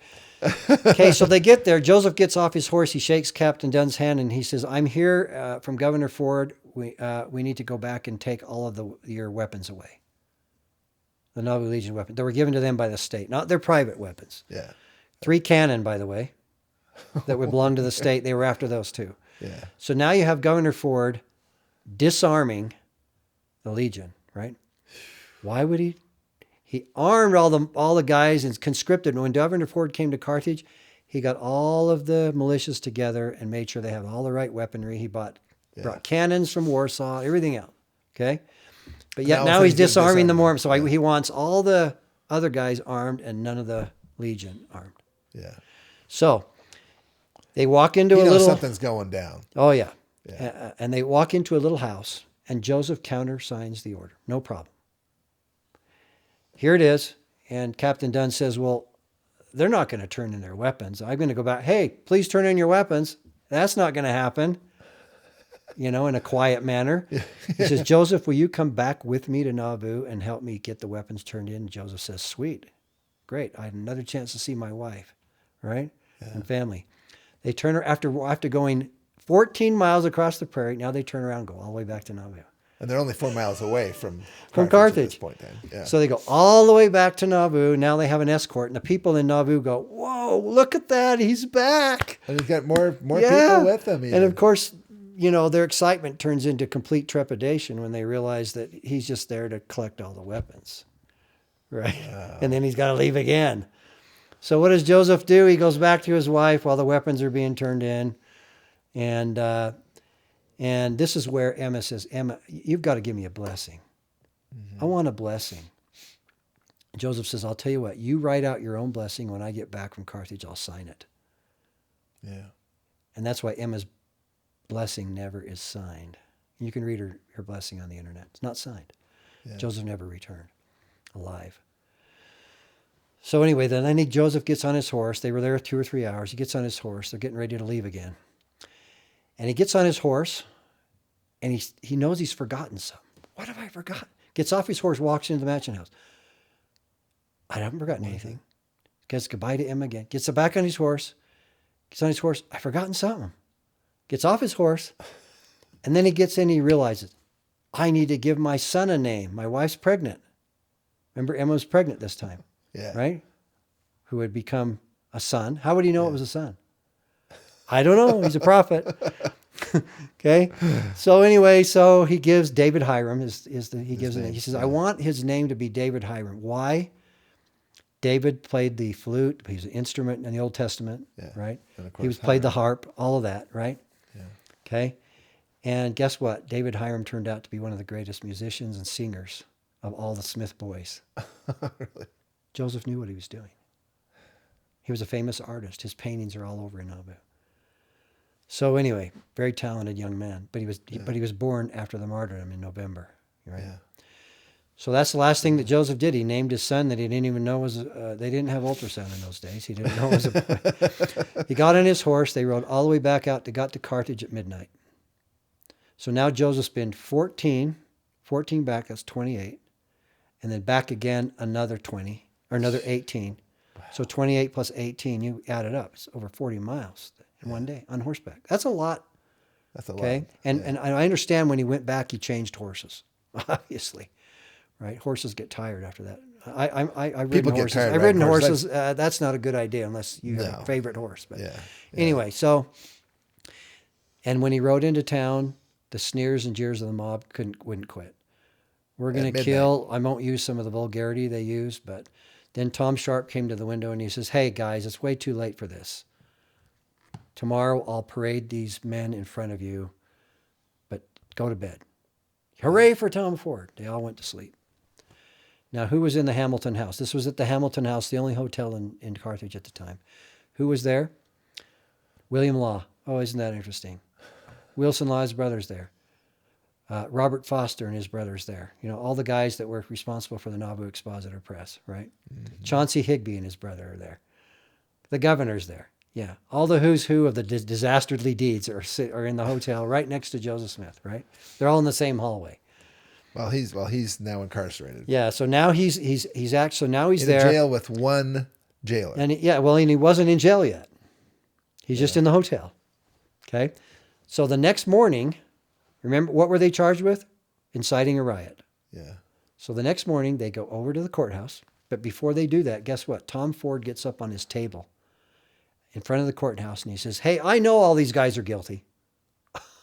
This is the governor who promised Joseph protection of the state if he came to Carthage. And he's going there for triple jeopardy, third time to answer for the same charge. Hey, these guys are guilty. I know. But we got to let the law take its course." Does that sound like a man who's promising protection? Not at all. This was the most dastardly governor ever. Listen to what President Hinckley had to say about him. A lot worse than what I did. Anyway, so after that, he goes and gets the troops. He parades them around the public square. When they get to the Carthage Greys, they yelled out and they said, "We'll introduce ourselves to Joseph in a different way." And they threw their bayonets into the ground. And they were all accused of insubordination and arrested. The Carthage Greys were arrested, but then Governor Ford said, "That's just a minimal thing. Let them go." Now they were unarrested. Okay? So he had power to do that. They were his militia, right? Yeah. He's the governor. So then they went over to the courthouse to answer for the charges of riot. Okay? And now guess who is, they were supposed to go to the original magistrate on the writ. Remember that Bettysworth had said, "Hey, you got to go see this magistrate?" Yeah. "Oh, sorry, he's out of town today. It's Robert F. Smith who's going to be the new magistrate. That take his place, the head of the, the Carthage Greys." So he gets up there with his little gavel. "Okay, yes, we're going to need to have it. There's enough information here to have a trial. And you can put up bonds to get Joseph out. You're fine." So they all all the men that came with him put up $500 bonds for their property in Nauvoo. Sweet. That's what we want anyway, right? Yeah. They're free to go. Okay, Joseph's free to go. They're getting there, packing up, getting ready to go. And guess what? They're just getting ready to leave Carthage, and another minimus is presented to Joseph. And this one is charge of treason. Yes. For calling out the Nauvoo Legion on the 18th. My town was going to be attacked. The governor told me to do this, right? He said, if that's what the Legion's for, right? Repel rebellion and mobs, nonetheless. Insurrections. Yeah. Yeah. So, nope, we're charging with treason. John Taylor goes right to Governor Ford. This is ridiculous. There's no way you can, and you're charging Hiram with treason too? He didn't make the decision to call out the Nauvoo Legion. That was the mayor and Joseph Smith. Why are you taking Hiram to jail? Well, I have to let the law run its course. That was his repeated little phrase that Ford used. I got to let the law run its course. I remember I'm the executive. Like nowadays, that's the like, judiciary. Nobody's above the law. Like, wait a minute, you promised us protection if we came out here. We came out here because you said we had to. Yeah. Okay, we didn't come out here to answer the law because we already answered twice for that charge. Well, I have to let the law take its course. So here we go again. So foiled again, right? Yeah. So anyway, now they're thrown in jail for treason. Yeah. Why would you use a treason charge? Because guess what? There's no bail money. Yeah, that can be offered for treason. That's why they couldn't bail him out in Missouri. Yeah. That's why he spent 5 years in Liberty Jail. Okay? So now he's in there for treason. Okay? And really, the only two men actually charged with treason are Joseph and Hiram. Everybody else can go home to Nauvoo. Yeah. But not everybody else did. A lot of them stayed. Who stayed? Dan Jones. I love Dan Jones. Running the riverboat across the river, Dan Jones. Yeah. He stayed. John Fulmer stayed. Willard Richards is the secretary. He stayed. Yeah. John Taylor stayed. Yeah. The newspaper man. He wanted to get everything down. Don't you find this interesting? The two men that were the last two men in the jail with Joseph and Hiram were both apostles. And they were the only apostles in the state of Illinois at the time, because all the other apostles were back east campaigning for Joseph's political campaign. Yeah. So if there's ever a plan, if there's ever someone in the hereafter where the Lord and the mob are all there together in heaven, not in heaven, but they're all there together. Okay, who's the witnesses for Joseph? Oh, these two apostles. Yeah. Special witnesses of the Savior, right? Yeah. In the mouth of two or more witnesses. There they are. There's two witnesses. Two men died. Two men lived to tell a story. I don't think that's by accident. Okay. So anyway, so they're in jail. First night, now we can maybe show some of these pictures. The first night they're in jail. Just for people, if you haven't been there, I mean, obviously you've lived there closely, and I've been there dozens and dozens of times. So here it is. This is kind of just a general overview. You can see on the right-hand side, basically, you see. Yeah, it's two stories, right? Yeah, two-story jail. Basically, the visitor center's on the right-hand side there. Now, you have some additional information that I didn't know about, and that is that the summer kitchen, which is the green part that you see here, that's not the stone part. Mm-hmm. You said that wasn't back in the actually 1840s. attached. Summer kitchens. They called them a summer kitchen because they got so hot baking food in the summer. They put them several feet away from the structure, so you'd have to go out and cook the food and then bring it. Right. Yeah. The jailer, in this case, was Jailer Stiegel. Yeah. He had to go out. The family was living in the jail. Okay. Yep. The jailer's family. Yeah, jailer's family. Yep. So that part today shows it right connected, but it wasn't originally when Joseph was martyred. That was out on the corner of the property. So, but they brought it back in to make it convenient for tourists to go through. Right. Now I'm just going to show you just the relationship here. If you see the green building here, and then I'm going to switch over to this. That this is the well right below the window where Joseph. Just below the window. Mm-hmm. This is some friends of mine that found me there when we were on one of our tours here. Uh-huh. This is. I'm just going to show you these couple here, and then we'll get to the other set of pictures here. But this is inside the what they call the martyrdom room. Jailer Stiegel's bedroom, basically, is what it was. Yeah, this was upstairs in that corner. Yeah, they call it the jailer's bedroom. Yep. It has a little fireplace there on the left-hand side. Where I'm taking the picture from here is basically at the door. Where the mob was trying to come in here. Mm-hmm. And this is... That's a wonderful picture. Yeah, tell people. Tell them about that. I want you to tell a little bit more about the story, but then you can just picture this. But one of the first shots, as I understand it, was into the door lock itself, so that they couldn't... Yeah, there was no lock. It was a latch. It's a latch. Yeah. It wasn't working very well the day they were in the jail. But anyway. Yeah. So the first shot coming from the mobsters, as they basically rush the outside door. There's just one stairway that comes up right to the top of the stairs. Correct. How they knew exactly where he was. Here's the part. Here's the part that's left out. They actually came to the top of the stairs and thought they were still in the dungeon cell. Mm-hmm. where they had heard that they were first. So they looked in there and found out no one was there. Yeah. Then they knew they could hear talking, and they could hear guys pushing against the door. So now they turned their guns to the door. Yep. Yeah. Now, interestingly, so then now these are Kay Godfrey, again, good friend of mine and so forth, and he did a lot of this research that I'm talking about right now. So, but basically these guns that they were having, they were this particular, there was a 58 caliber. Which is a huge ball. Yeah, I should have brought one with me. They also are using what they call black powder, which is not the smokeless kind that we have now, but basically it was a smoke black powder. Right. And these rifles were as much as 6 feet long. Yeah, I've stood 6 next feet to tall. those. Joseph Johnston has one, an original one from Yeah. the Warsaw Militia, and it's over 6 feet. If you put the bayonet at the end, Bayonet, it's over like, 6 feet. It's almost like 7 feet tall. Yeah. And I'm going to show you a couple of pictures of the top of the stairs. There's just not a lot of room there. There's a little. I mean, it's probably 4 feet by maybe 6 feet the other direction. Yeah. There's not much space there, so they would have to literally take these rifles and hold them up and almost put against the back wall. Correct. To be able to get a shot into the room. Yep, that's right. This image is the one shot that we know for sure was there. The door was after the martyrdom. The door was taken down and put into a shop. And I guess when the church bought the property, it's in one of the back. Well, there was a small piece of the door Yeah. that had been taken out where the latch was.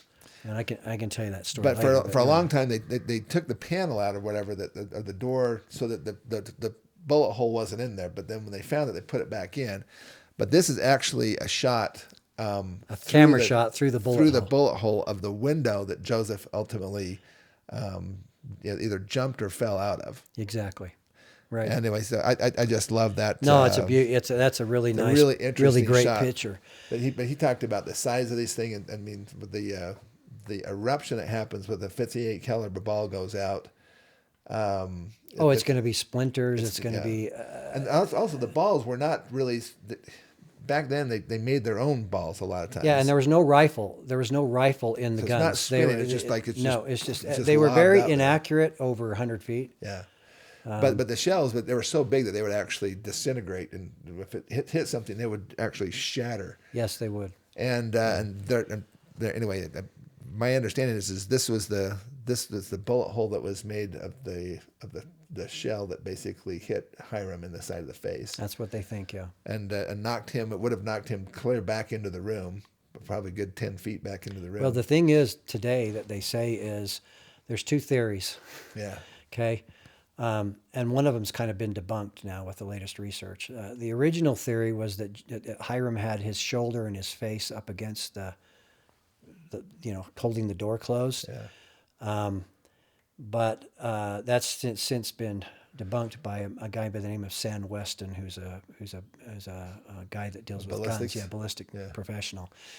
Because if that would have come through, it would have totally obliterated the splinters in Hiram's face and everything. The death masks don't show any of that. Yeah, it just has the one hole right under. Yeah, the one hole under the left side of his nose is the only thing we have. Right here.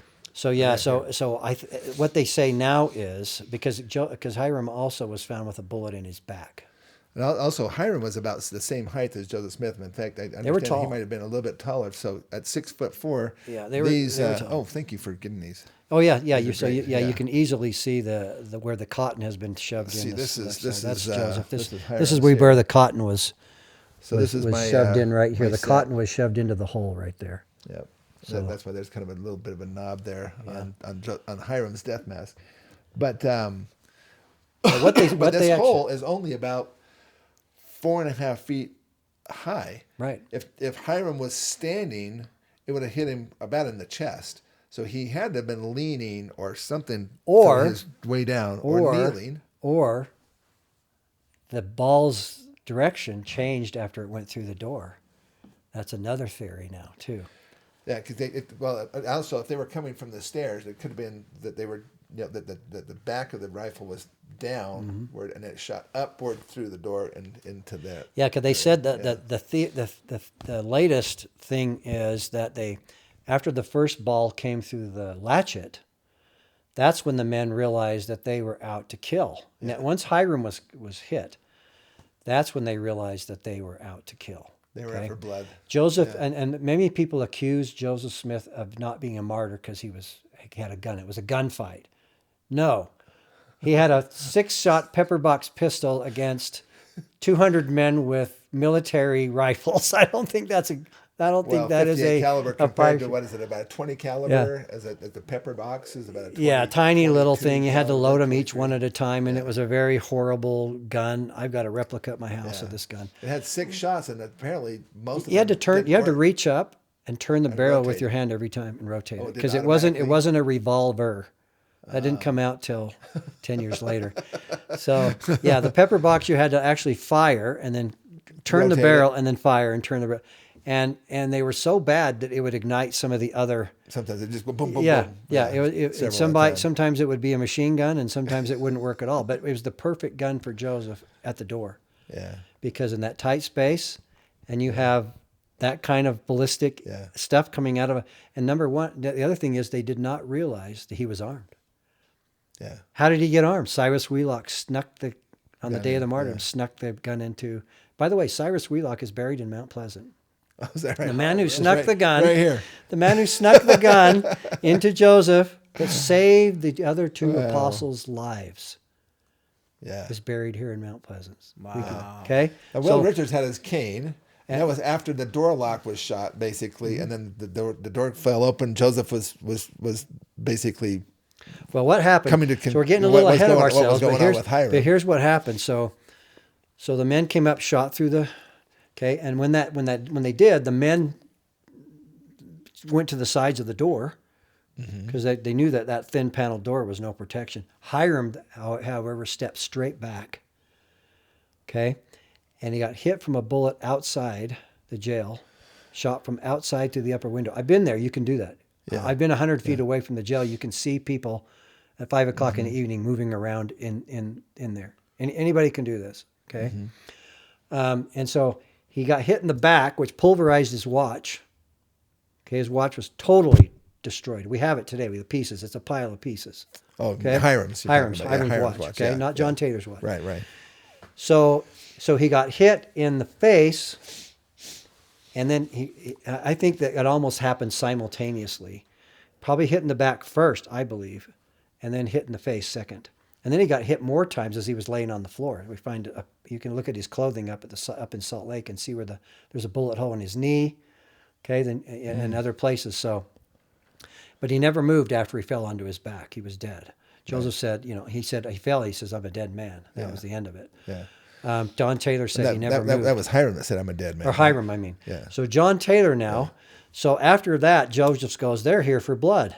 They've already killed my brother." He grabs the pepper box pistol out of his coat, goes over, opens the door, and snaps the pistol, hits 3 guys.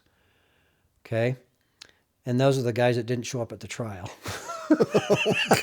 Now, I do think there was some friendly fire. You know how close it was in there? Right. Probably some of the guys got hit with friendly fire.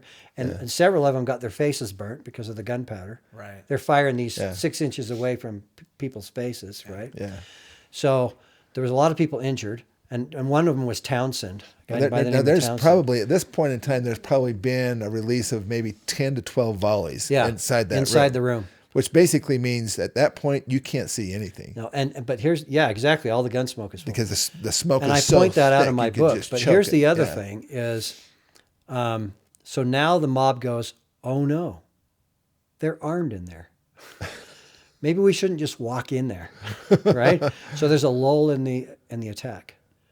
And the men who were shot that Joseph hit, they had to move those guys back down the stairway, out of the way, and new guys take their places. So it's not like, it didn't happen like that. Yeah. Okay? Especially moving those huge rifles up and down that staircase. Yes. And that stairway's narrow. It's not like our stairway. It's not even 3 feet wide. It's 3 feet wide. It's 3 feet wide and it's real steep. Yeah, and it's steep. It's like my house in Manton. Yeah, I'm going to put that, while you go ahead, I'm going to pull that picture up. Yeah, pull that picture up. Let him see that. Okay. Go ahead. So anyway, John Taylor now, Joseph pops those off and realizes, so there's a lull in the action. Now John Taylor goes, here's my moment. I can get out of here, right? So he's tried to, they didn't want to come inside the room. At no time, listen to this, at no time did the mob ever enter the room. Yeah. They had their guns through the door, and John Taylor was paring get weapons down to the floor with the hickory stick. I didn't realize that Stephen Markham had left. It's still sitting there in the jail. You can see the hickory stick. I have seen the hickory stick. Okay, so he's paring them down, and finally he realizes they're going to realize our ammo's out. That was a quick deal by Joseph, and it's over. So John Taylor says, I'm out of here. He heads straight for the window, gets hit in his hip, gets hit in his wrist, has a ball. To the very last days of his life, he has a ball in his knee. His grandchildren can feel the ball that was left in John Taylor's knee. Wow. It was a big deal for that. He says, oh, don't push too hard. It hurts, right? Yeah. In fact, at one point, listen to this. You'll love this story. We've got a few minutes. I'm going to tell you this little story. So John Taylor and Brigham Young are speaking at the Tabernacle. Johnson's army that has come out to Utah. Right. Yeah. Okay. They're also in the Tabernacle. Things have settled down, right? Most of the saints are in Provo anyway, right? Yeah. So and John Taylor thought, this is my time to hammer the U.S. government, you know? So he's up there going after it. Brigham Young tugs on his jacket, John Taylor's jacket, and he says, hey, this is probably not the time where we're trying to make peace with the army to say things like this, you know? Yeah. So John Taylor turns right around, pushes Brigham Young's hand away, and he says, I can still feel the pains of the bullets that are still in me. I'm going to say whatever I want to say. See, Brigham Young just, okay, no problem. He probably has that right. Yeah, he earned it. I thought you might. Yeah. One other thing cool about John Taylor is the year before he died, they had him sing A Poor Wayfaring Man of Grief exactly how he sang it in the jail. And remember, it's not the same as we have today. Yeah. On page 20. By the way, do you know why it's on page 27 of our hymn book? Because that's the 27th of June. Yeah. So it's on page 27. That's Praise to the Man. Praise to the Man is on page 27. But A Poor Wayfaring Man of Grief, it was sung different. And remember, John Taylor had a British accent because he was from Canada. Yeah. His family was from England. Right. The Fieldings, right? So he had a British. So you have to imagine. I've been in the jail when we had a guy who imitated John Taylor. Yeah. He was in the pageant one year, and he imitated John Taylor, and he sang the song while we were sitting in the same room. Okay, yeah, it was all real. I should have gosh. brought a towel. I just brought a few Kleenexes because I was toast after that. Yeah. But I heard it sung the way it was sung. Yeah. And it's you can listen to it on your phone, on your device today. Just type in the old way that John Taylor sang, and you can hear it. Okay. Yeah. So just to go to the picture for just a second, Brill. So this is, as you can see, this is the top of the stairs. Yeah, look how tiny and so small. So the stairs are not even a full 3 feet wide. Yeah, it's real narrow. You can't even go two abreast. And they are really steep. They're not the 7 to 12 like we have nowadays. Now the door straight ahead is the dungeon room. Right. Okay. And now so they had to make this corner. When you go to the jail now, they have that door open. Yeah, it's always so you open. can see so people can just walk right in there. Yeah. But so the room that they needed to get into was the one on the right hand side in this image. And there's just this little landing there. They had to get these almost 6.5 foot long guns up and literally they couldn't put them against their shoulder. There's no way you could even get there. So they had to literally hold them up while they do this. Yeah, and I'm sure if they didn't bring Band-Aids, they should have. I'm sure there was do you want to just a address lot of people that got poked in places they probably weren't.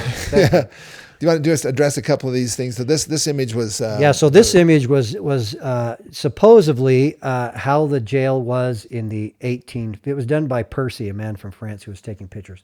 Yeah. But it was supposedly the 1850s. Now, we do know for sure by records that I found I wasn't the first one to see them. Yeah. But clear up until 1853, nothing had been done with the jail. The doors you could walk over there, the doors were wide open, all the bullet holes were still in the roof and the walls, blood stains on the floor. Yeah. Nothing had changed. Nobody wanted to be in there, nobody wanted to touch it. In fact, kids were playing in there, playing games and stuff. That was the playhouse of Carthage for several years. Okay? And then it was purchased by a independent person by the name of Brown who purchased the jail and actually added a big home on the side of it. So if you look that up in the Carthage jail in the 1920s, you'll see it. Yeah. And then after the church bought it, they hired a couple by the name of Joseph and Eunice McCrae. Joseph McCrae was the grandson of Alexander McCrae, who was with Joseph in Liberty Jail. Okay. And anyway, they were back on a mission. The church didn't hire them. They came back on a mission. They were supposed to be there for 3 years, and they ended up being there 14. And their job was to turn the jail back to close as it was in the days of the prophet Joseph Smith. Now, one thing that, again, you see here, again, the summer kitchen is attached, which in 1853 was not attached. Okay. All right. So then this is now an image showing the so let's get back to what's happening in the room. The reason why this is I got two more pictures here. So this one is this Dungeon- is that's this the is the dungeon dungeon cell. cells. If you went straight up the stairs, this is what you go into, and then let me show you. This is the let's see what is going on here. That one. that's the one coming up the stairs. That's looking down the stairs. This is the door that they would have come in, South then ran door. up the stairs. Yep. And then on this little landing, and then and just to the left of this image is where they would have been there. Yep. Let me see. Is that the only one there? Yeah. Okay. So the window he came out of is the east end. So this would be that door. You can see the door where they came up on the south side of the jail. When the prisoners were first put in the jail, they were not put in any of the pictures that we have here. They were put in the debtor's cell, which is downstairs. Yeah. The debtor's cell is downstairs, floor level, ground level. Yeah. Okay, the problem with that is 12 men had to sleep in there that night. There's not even enough room. It's a for 10 by 12 10 guys foot floor. Yeah, you can't even lay down in it. Plus, it's exposed to anybody who wants to come by and fire a weapon, even though there's bars on the door. This is where they put people that were in debt. Mm-hmm. Okay, this is the minimum security. Yeah, so they slept. Yeah. But the first time they came to the jail, after they were arrested, they got put in the dungeon cell that you've already shown there. Yeah. But it was June. There's no windows up there. It's hot. It was hot. So the jailer says, "These guys aren't criminals. Yeah, I'm going to take them down to the debtor cell." So they went down to the debtor cell. They slept there the first night. Okay, then the next day, the jailer says, "There's too easy. It's too easy for someone to take a pot shot, and I'm in charge of guarding these people, making sure." Yeah. So I'll tell you what, Joseph. I know you guys are good men. You seem like pretty chappy guys. Why don't you use my bedroom upstairs? My family will sleep over in the dining room and over in the other house, and I'll give you my bedroom. You stay upstairs. I think you'll be safest up there.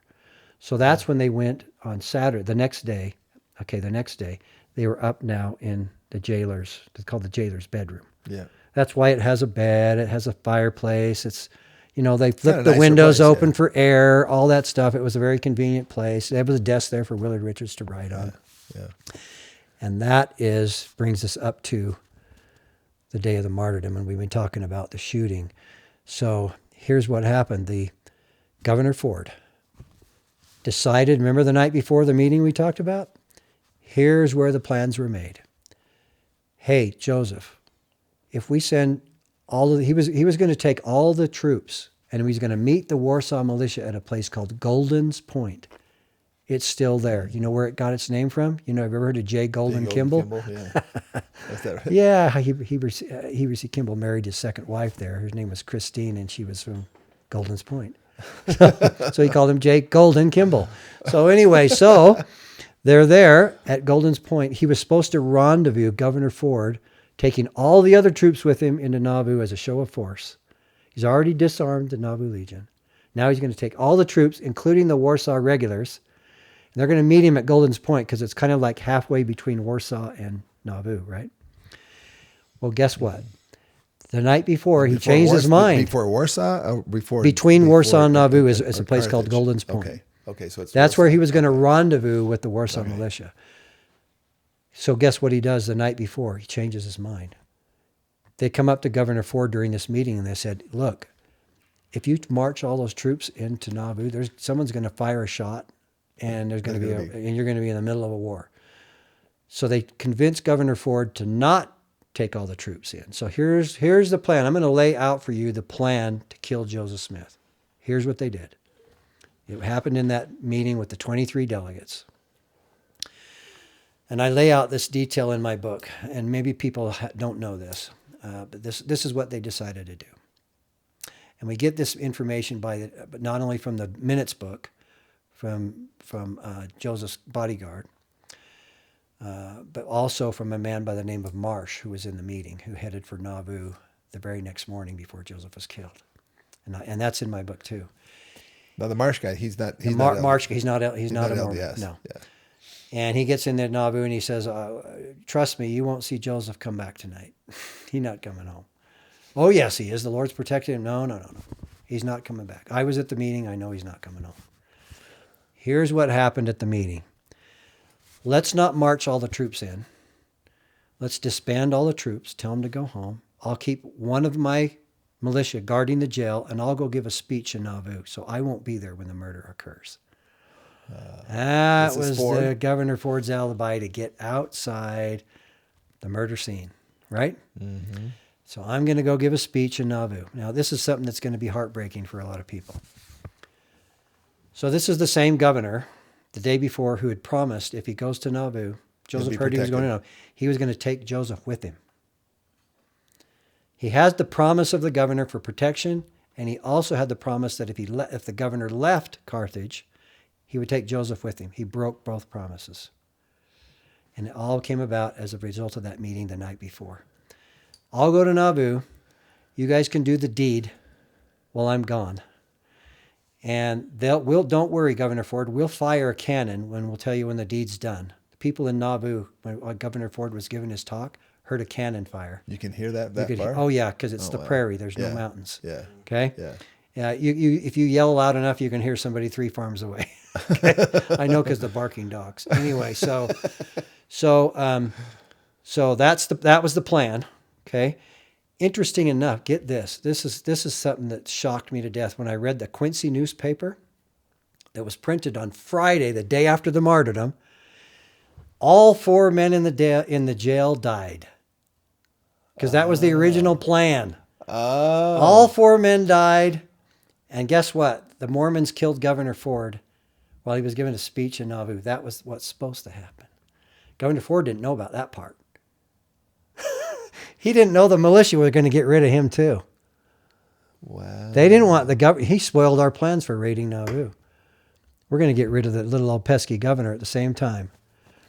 When Governor Ford found out, he probably felt like that he had no other option. When he found out, Yeah. it was supposed to happen on his way out of Nauvoo, back across the prairie.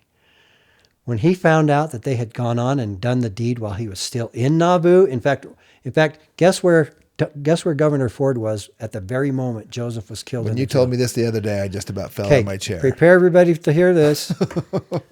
Emma Smith, Joseph's wife, was feeding Governor Ford at Joseph Smith's table. At the very moment, within 10 minutes' time, at the very moment that he was killed at Carthage Jail at 516.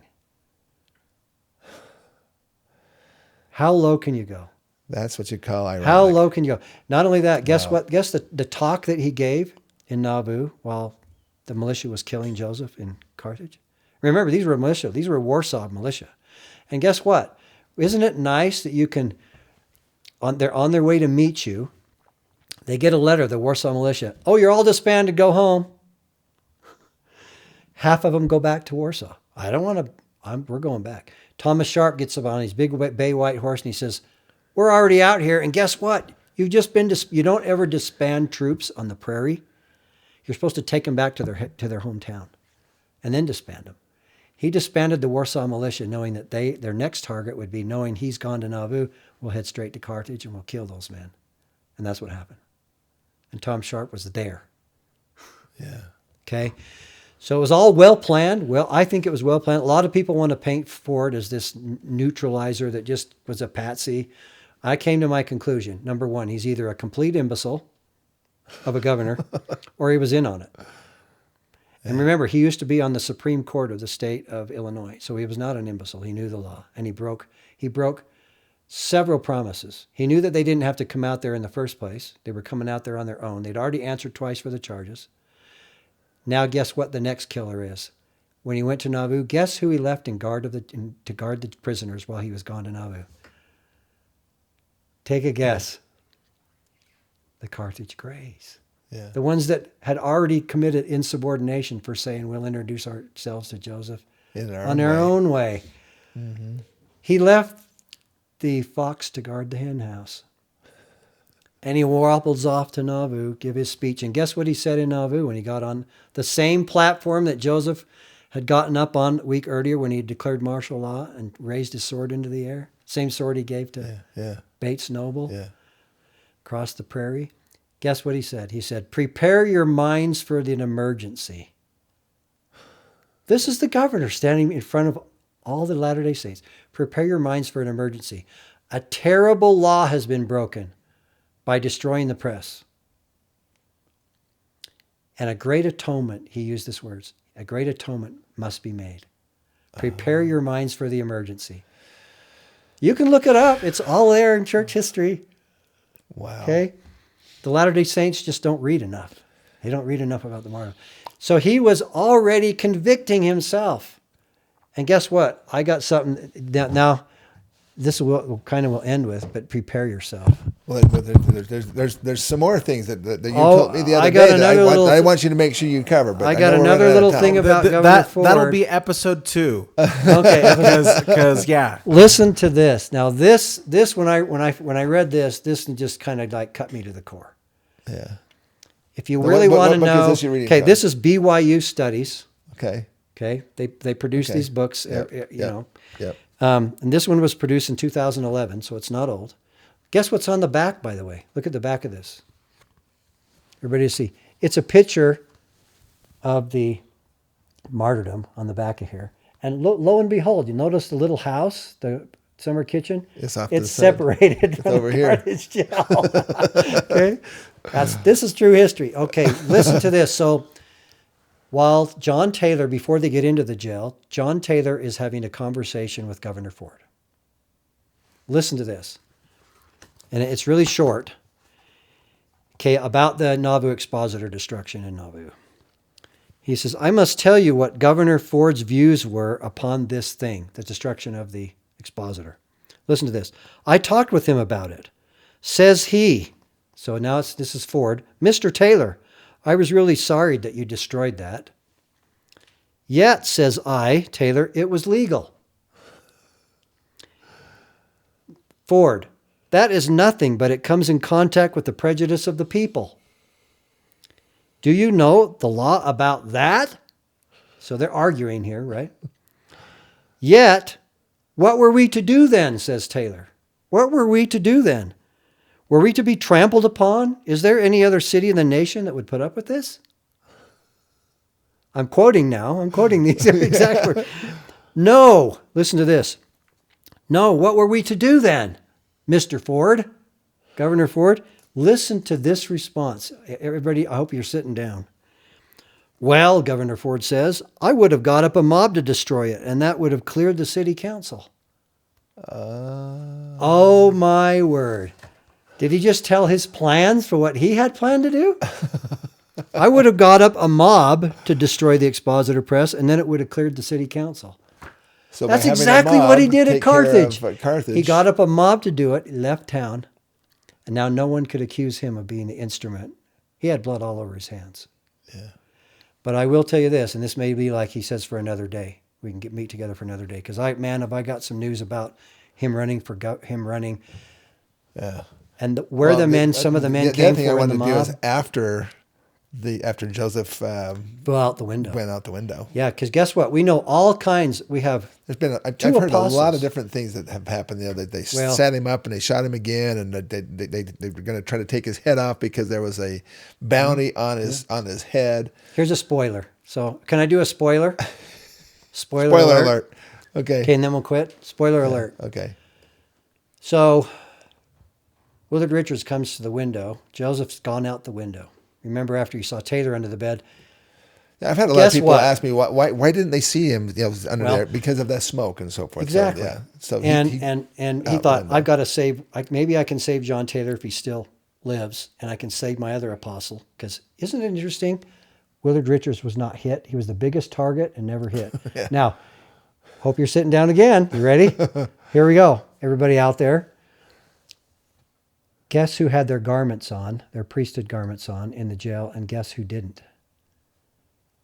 Joseph, Hiram, and John Taylor all took their garments off before they went to Carthage, saying that, and they asked Joseph, William Clayton asked Joseph, why are you doing this? He says, because I don't want my garments exposed. These are his words, to the sneers and jeers of the mob. Well, guess what? Who didn't get the memo? Willard Richards. Willard Richards. He had his coat on, too, at the time of the martyrdom.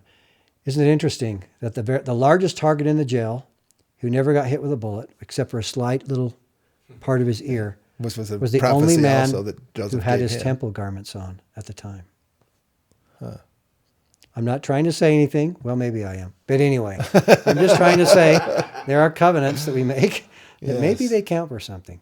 Yeah. Joseph went out the I window. never really even thought about that. That Joseph and Hiram didn't Yeah, have. and I sort those. I have those sources in my book. I quote those. They're right out of church history. You can look it up on the internet. Wow. It's all So there. they did not have their garments on. No.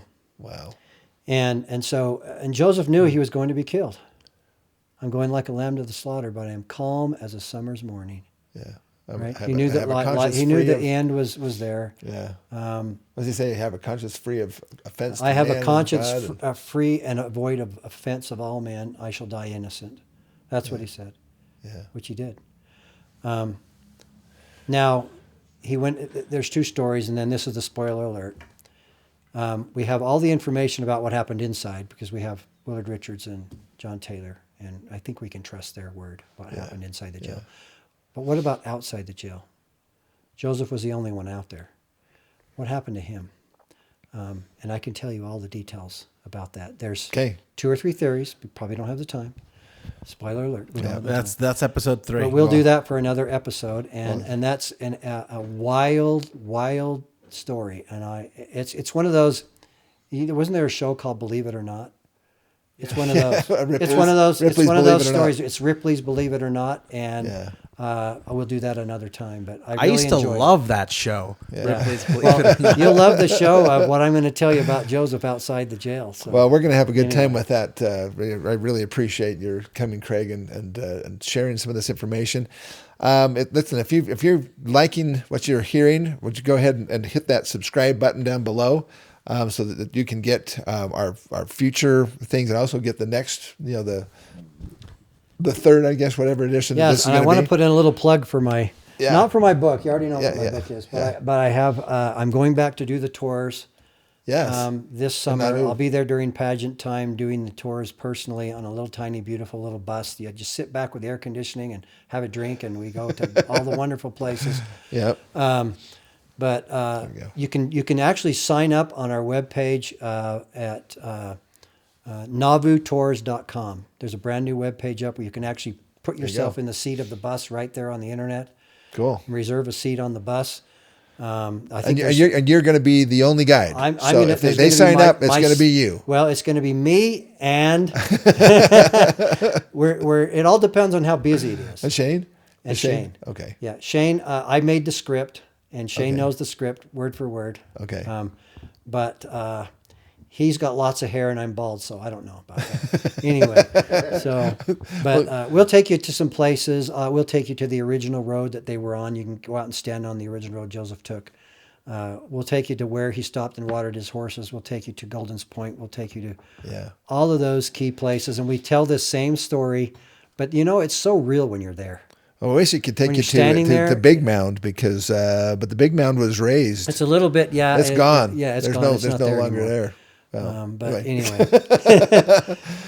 by the way, there's a brand new museum that we've started now. A friend of mine, Brian Stutzman, he started the museum. Yeah. Brand new museum on Mulholland Street called the Martyrdom Museum. Yeah. May I just say it'll be open that this would be a great year to go for a visit to Nauvoo because for the first time last year we had basically the church had just purchased the red brick store and the mansion house and so forth that were there. But now with this, and then also our good friend Brian Christensen, I want to just get a shout out to him with the tomb of Joseph and Hiram. You need to go see that. You have to go see that. Yeah, it is so cool. And we can talk about that some other time. People go, wait a minute, there was a tomb? Yes, Joseph had a tomb made for him, but he never ended up in it. So we can talk about that story too. And at some point, I'd really like to talk about just a little bit about because a lot of people go, well, so where is Joseph and Hiram? Really, where are they buried now? Where are their bodies now? And that's another thing we're going to talk about when we get together again. Now, I'm not sure when. I've got a tour coming up here. We'd have to probably do this tomorrow, maybe. You just call me and I'll be back. But listen, everybody. I hope you're enjoying this information, Craig. It's been a pleasure. I love talking church history and so forth. And well, of course, my favorite thing is Book of Mormon history. Oh, and I know all about that. I've got your books on that. So we got some common friends there too. So yes, we do. Yes, we do. Well, listen, thanks everybody, and enjoy that. Go ahead and make sure you hit the like on the subscribe thing, and we will see you on the flip side here, probably the next, I'm not sure when Brill will get this put together, but anyway. Got to be before the 22nd of June, because that's when I can go out to start the tours. That's right. That's right. All right, everybody. Again, if you want to see our website, it's bookofmormonevidence.org, and you can see the information there. Our YouTube channel is Book of Mormon Evidence, the YouTube channel. And then also, if you haven't already subscribed to our streaming website, these will be also available there on the streaming website, and that's really nice because that's commercial free. You don't have to worry about any commercials. It's like $7 or something a month, and then you got over 1,700 presentations by over 450 experts like Craig Dunn here. Craig, why don't you thank you again? Let me just tell him I'm an amateur historian. So just so you know that. Well, but this is your area of expertise, and I love the fact that you've been able to do that. I've loved Kay Godfrey. It'd be fun to actually have the three of us get together with Kay Godfrey and so forth and go through some of the different things. It'd be great. Yeah, anyway, be all right. Thanks, everybody. We'll talk to you next time. Thanks.